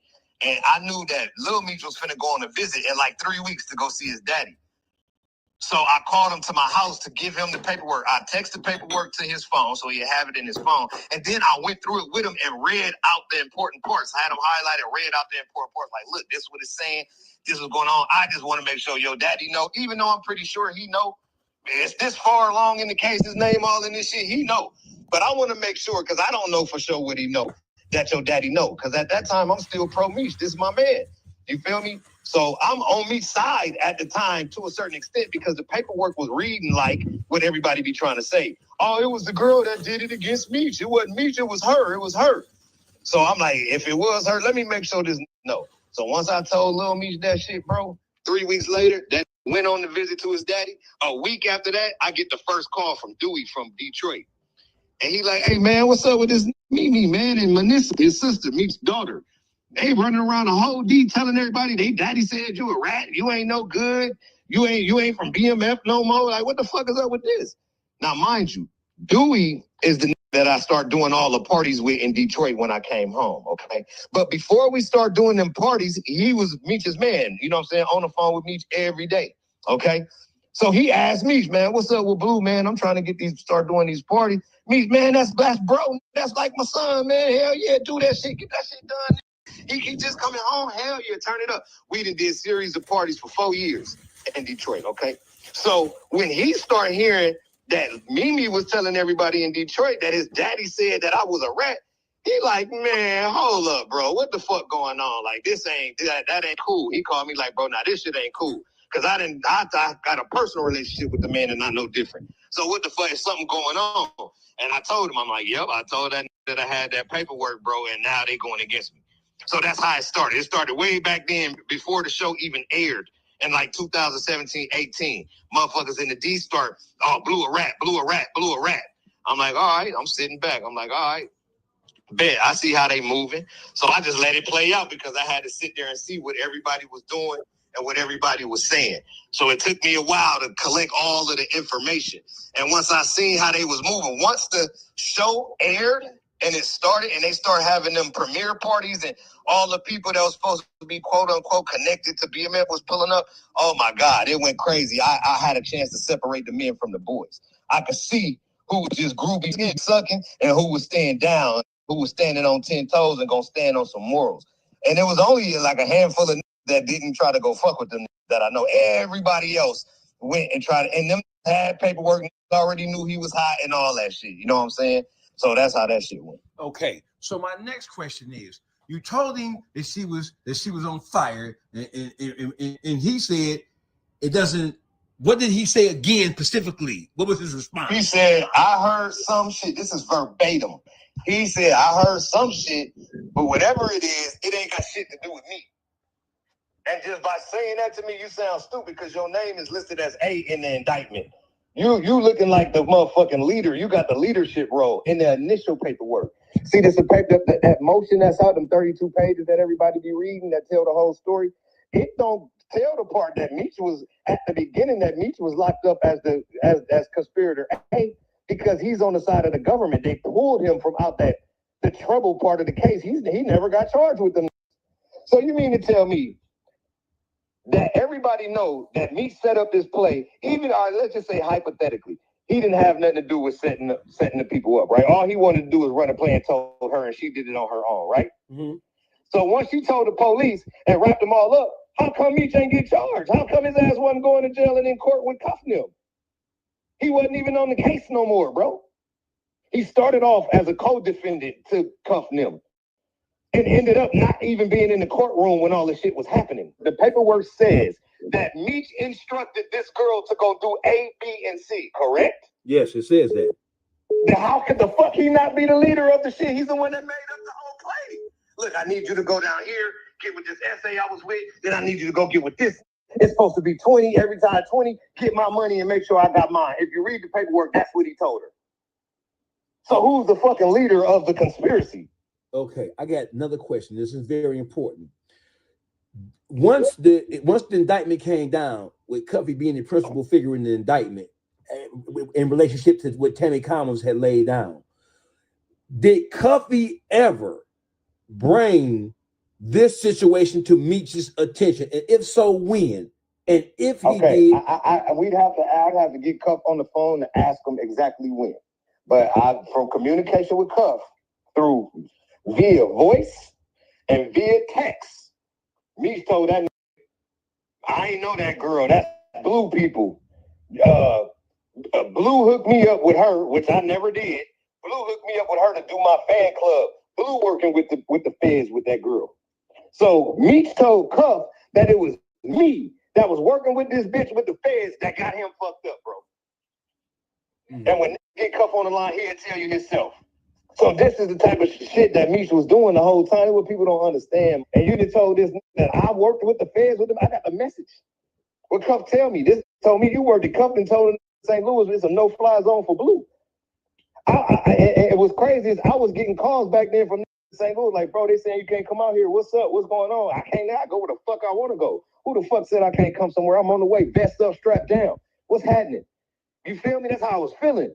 And then once me and Cuff start communicating again and figured everything out, he like, I done told the boys. He like, shit, I got to call my daughter and call to the neighborhood and let them know you golden. I'm like, God damn, bro, that's crazy. I would have went to fucking St. Louis and got killed. Because thinking that I didn't set Cuffy up because of the shit that this man did. Hold on. Before you pay for yet another app to manage your team, let me introduce you to Connecting, the one platform that replaces all of these. I'm talking about live scheduling. My bad. Real G shit, bro. All right. Well, listen, bro. I need a timeline because one of the biggest things that's going on in Detroit and around the country is when did Meech know it, if he knew it, and when he did know it or he did become aware of it, what did he do? And no, but that's not a question, bro. That's not a valid question. You can't ask that question when he is the creator. It's his play. He made it up. So his only answer could be like, shit, I came up with this shit in 2007 while me and this bitch was on the phone one night. And when she came to visit, I was like, fuck it, the essay didn't got out. It's time to put this shit together. He could only tell you that. See, he didn't learn about what she was doing. He had her go do what she did. He sent her to his controlling officer. So come on, bro. She just jumped up one day and luckily landed up with Special Agent Jack Harvey that just so happened to lock all of us up. Come on, bro. Like, I know you be trying to get in the benefit of the doubt, bro, but at some point you got to live in reality. You got to stop playing and call a spade a spade. Then put his play together, just like a bunch of be doing in the feds to try to get out. I done seen when I was in prison that they hid the murder weapon and waited till they got locked up for some whole other shit. They had a girl go retrieve the murder weapon and take it to the people to get the time cut. So play all these kind of scandalous ass games. The thing about Meech is he had to try to do it and save face. He tried to do it to where nobody knew. Then he tried to use this bitch as a scapegoat, knowing that. And then once the shit came out and she tried to go to him like, bro, they everybody know, people was knowing, he gonna try to tell her, leave my name out that shit. When he said that, the investigation had already been going on for some years, bro, for a couple years. I don't know all what they had going on, but it was a lot. And it had lasted for a long time, and it was quiet as kept. Nobody knew it. This was shopping a whole movie deal, but the movie deal was saying keep anybody that's actually associated with BMF away from the whole production. So that's why nobody never seen on set with 50 and Lil Meech. It wasn't no bull. Even if Meech had a beef with me, he ain't had no beef with Bull. He ain't had no beef with Big Cuz. He ain't had no beef with D-Shot. He ain't had no beef with Tito. He ain't had no beef with none of these that was out and on the street. Why none of these was on set? Because he couldn't afford to chance it. That if one of these real knew what was going on, and blow the whole shit up from the inside, so he kept everybody out. So do you think that 50 Cent really launched this attack against Meech because he was mad about 50 Cent making the video with Rick Ross, taking the picture and calling him the biggest? You think that's really what set 50 off? No, I think that is a part of it that fuels the fire. But no. See, if you really followed this shit, they would see that in 2021, when I start releasing all of this information, I started posting to my Instagram page directly atting 50, saying, hey, bro, did you know before or after you did the deal with Tammy that she was a government informant? And I made posts, I put the paperwork up, I was atting them and all that, right? So now the people on my page, my fans on my page was like, damn, 50, why you ain't responding?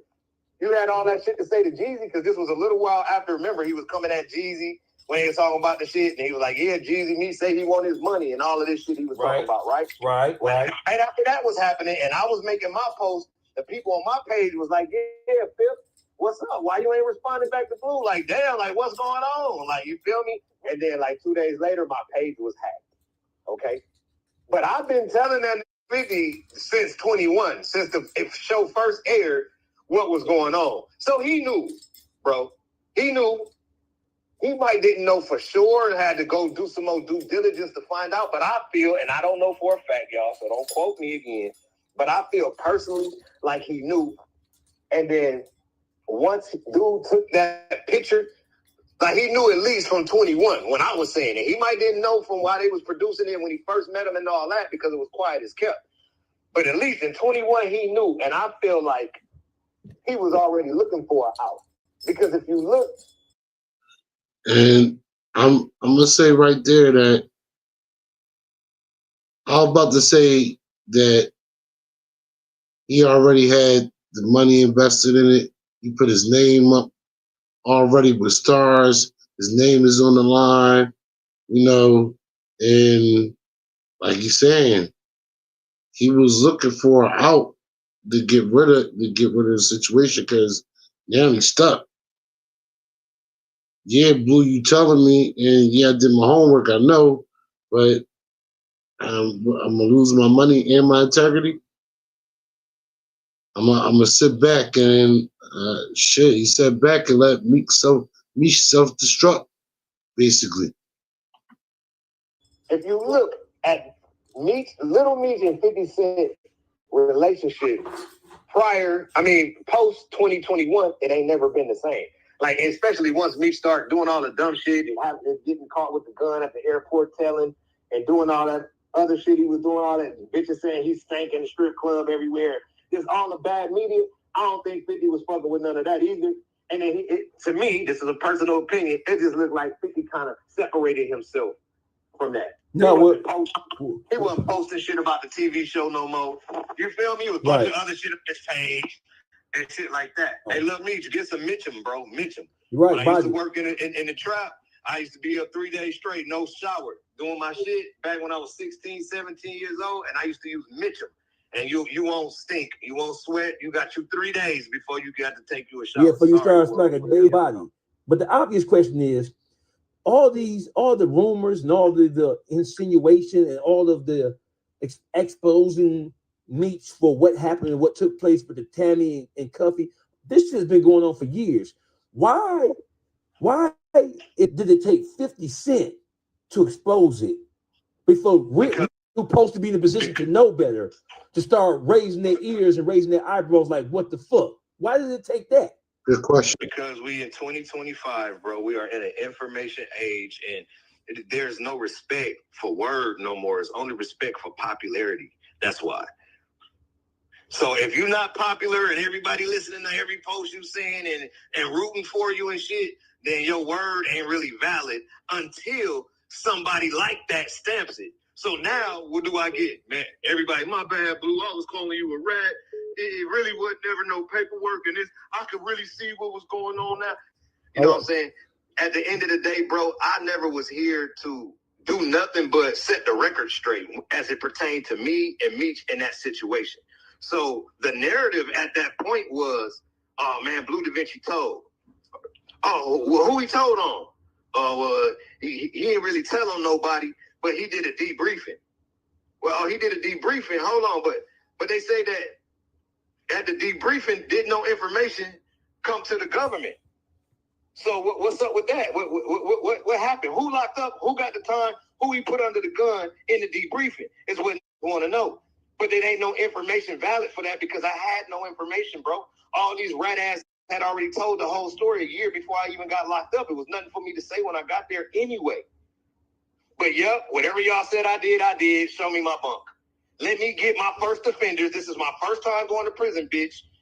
I want everything that's coming to me on what I could get. No telling, no none of that. Then like, oh, well, he got a downward departure. You fucking, I ain't, bro. The only way you could get a downward departure is if you have been sentenced. So if I'm sentenced to 10 years and then something go on, then I could get a downward departure from my already set sentence, bro. No. I got immediate role reduction at sentencing. Before a sentence was imposed on me, my attorney said, hey, man, all the people that made the statements that told on all these co-defendants, which I got 13 co-defendants, if people didn't know, it's not me on the case by myself. All the statements is concurrent. They all the same. So all these got minor roles, but they holding me at an average role. Okay, it's unconstitutional. And my lawyer knew it the whole time I was being held for the whole 2.5 years. And he said, I ain't gonna say nothing so they could try to put some kind of motion in and stop it and fight it. I'm gonna wait until we at sentencing. And I'm gonna pop it up on them. And I'm gonna call for an immediate role reduction. So that's something that has to happen right now.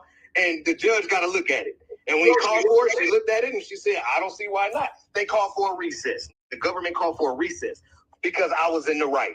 And the judge knew I was in the right. And then the people came back and tried to enhance me a 924G, a felon with a firearm and a commission of a felony. But the judge wasn't stupid. She was like, okay, well, what guns was found at Mr. McKnight's house?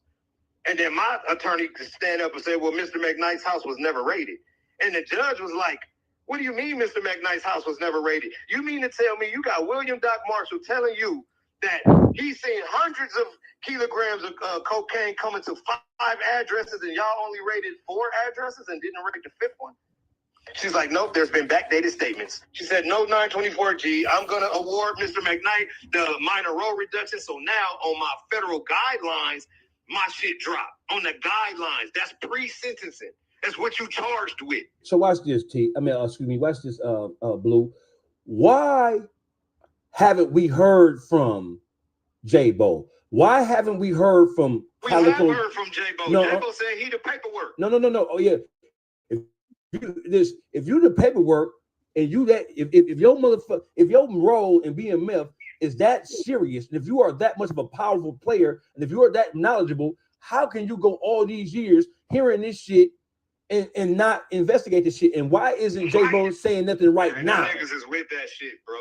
J-Bo is soft as a hot bowl of ice cream. He ain't like that for real, bro. Any nigga that'll even get up there and say some shit like, oh, I don't need no paperwork, I'm the paperwork. You know he ain't no gangster. Ain't no real street, ain't no nigga that honor these codes and move by this shit that I didn't learn in these streets gonna ever let no shit like that come out their mouth, because what's supposed to come out your mouth is some shit like this. Before I say any ratty, I got to see it in black and white. I want to see what the government's saying, because they gonna tell the truth. They ain't got no reason to lie like that. They trying to put your ass in jail. They're gonna tell you exactly what you did.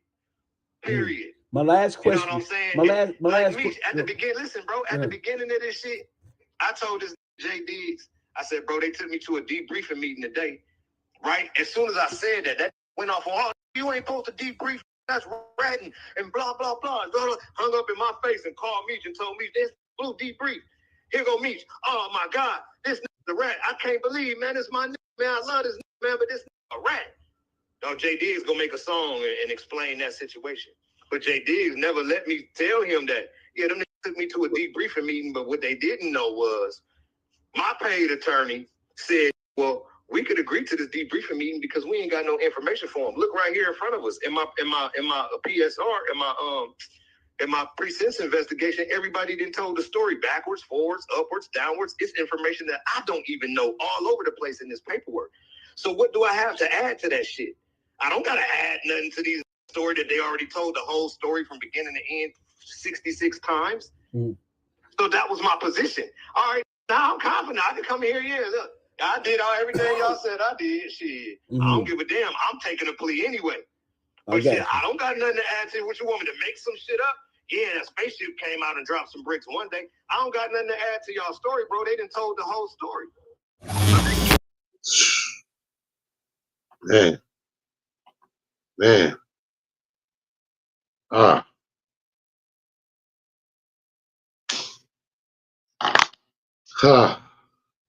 The real story of BMF, man. The rise and fall of an empire. And now we know who Tammy Cowins is. I'm serious. When I first heard, and it was from Blue Da Vinci. And this one, when I watched the first season of BMF, and that's when he came out talking about she owned life rights and she's a government informant and all that. I remember him saying he was snitching at the time. And I'm like, hold on. Government informant got his life rights. That's not right. And I went and watched the episode so I could see the credits. And when I see Tammy Cowins on the credits, I can't watch that joint no more. It was something that's like, nah, it's not. This is not right. The way I'm saying, like, nobody from BMF was there. Yeah, 50 definitely was looking for an out. And Rick Ross gave 50 all he needed. And Meech, that's, like I said, go to my other video, 50 Cent versus Big Meech. I asked, what was the purpose of Meech even linking with Ross? I think my brother Yachty said he wanted the money for the show or whatever. But I'm pretty sure there's something in the works for you to get money. Something. Something you're working on where you can get an advance. Something. Or even if 50 Cent is already helping you out, well, maybe he's not willing to help you out now because he knew the information about Tammy. So maybe 50 wasn't willing to put the money up for the event because he like, man, he fucking with that lady. I'm separating myself. You see what Blue said after 2021, you see he kind of separated himself from Little Meech. He got the gun case. He said he was smelling and all that. 50 Cent kind of distanced himself from him. You know, so when it comes to Meech linking with Ross to do the show, 50 look at it like, got you. Got you. This time, put up. What I knew all along, well, not all along, what I found out in 2018, but the deal was already done with Stars. I couldn't back out of it. But now you're doing this, I can distance myself from you now. So the question for Meech is, where you go from here? And I have a question for Ross. Are you going to help Meech now? Are you going to give Meech opportunities to feed his family and to grow as a man out here and stay out of prison? Are we going to see Ross and Meech together all the time? I don't think we're going to see them. You're going to see Ross fading away. Because at the end of the day, nobody's going to come to show us to see him perform. I think I'm Big Meech, Larry Hoover. And like I said, bro, what about Larry Hoover? Like, you ain't inviting the GDs down. You ain't inviting no drug kingpins from Miami down. It's like Ross was using Meech as a pawn, man. Just like Tammy Cowins, using Meech as a pawn. Tammy Cowins is locking people up. Her first operation was to lock a guy up to prove that she can lock people up. And they paid her $50,000 for that in 2010. Meech finds out and still deals with the lady and sets Cuffy up, sends Cuffy to jail. And what's crazy is when they first are trying to promote the movie, not even the show. They're trying to promote the movie first. Cuffy is riding around Atlanta trying to get investments for the movie. Blue Da Vinci let him hold the car to Bentley so he can look the part. He didn't know he's going to go pick up Tammy. He's going to pick up Tammy to go shop the deal.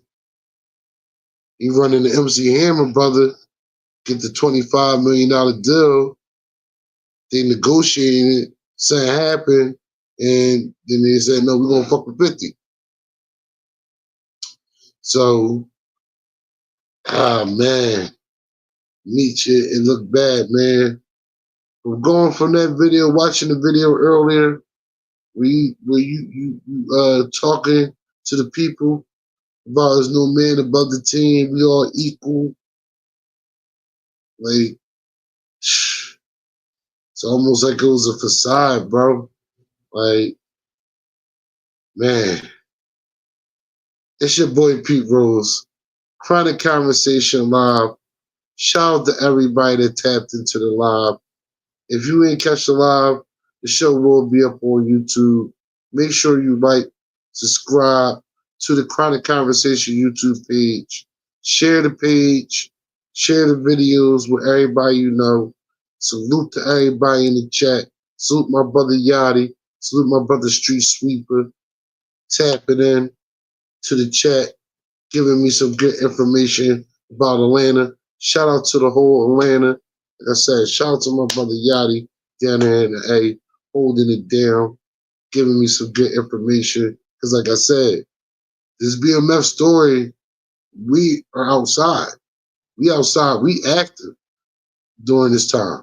So it's like I'm almost like I was excited for the series to come out, and then when all this, the truth came out, it was just like damn. But I didn't know it was going like really go this way. So we're gonna see. We're gonna see how it plays out. We're gonna see will there be another episode of BMF, well, another series? Will there be another episode? Will somebody else pick up BMF and start funding it and take it from there? We don't know. I'll ask y'all. Jump in the comments and tell me what y'all think. Will there be another BMF show ever? What will Beat Meech do from now on? What's Lil Meech going to do? Is 50 Cent washing his hands with all of them and moving on from this whole situation? I don't know, man. This is a crazy situation. Meech is in a crazy situation, in a real bad predicament. And I just gotta say, he brought it on himself. Meech brought this one on himself. He came home from jail. He wasn't home from jail. He's still on the house arrest. Hey, 50 Cent, you having the show. How you gonna go to the show you on house arrest? Then the show get canceled. Ross promoting the show. Yeah, we picking 2 Lambos and 4 Bentleys. 10 minutes later. Yeah, the show's canceled, but we're gonna have a show at the office. Pop out. That's all you had to say? That's how you know it's not genuine. It's fake, man. It's fake. The whole that's another topic for another day. Salute to everybody that tapped in. It's your boy Pete Rose, Chronic Conversation Live, Spill Entertainment. You already know what it is. Help Me Help Them is a nonprofit organization. Shout out my brother Razor. Shout out Real Mission Inc. and Mission Forward. Shout out to Wanda Horton. Shout out my co-host Ginger, aka Tashia. She got the Toxic Tea Show coming soon. We got some more shows coming up for y'all, some more content. Make sure y'all check out my reaction videos. I'm about to come with the story time videos for y'all. You know, just stories from the crazy parts of my life and shit. And I'm just going to keep the content coming, and we're going to really form a family and form an army, man. We're going to form the Spill Army, the Chronic Conversation family, man. So make sure you share this video. If you fucking with your boy, you fucking with the content, leave a like, subscribe, hit the bell, leave a share. One of the 3. I'm cool. Let's do one of the 3. It's free. Do one of the 3. So we're going to get it popping, but we're going to build this from the ground up. So salute to everybody that's tapping in right now, because you rocking with me from the bottom. And when we get to the top, I'm going to make sure y'all celebrate that shit with me. Yachty, I got you, my nigga. My brother for life. Street Sweeper, I got you, my nigga. Y'all my brothers for life. Real Trap. Listen, y'all already know what it is. I'll be back with some more videos for y'all, some more reaction videos, some more content. Make sure y'all leave a comment.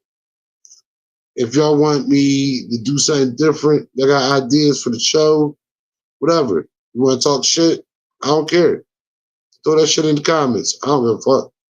Just like, subscribe, share, comment. Do what you gotta do. Hope y'all enjoyed the show. This was the real BMF story, the rise and fall of the empire, and who is Tammy Cowins. So, hope y'all enjoyed the show. I'll see y'all next time. And just like that, we out. Peace.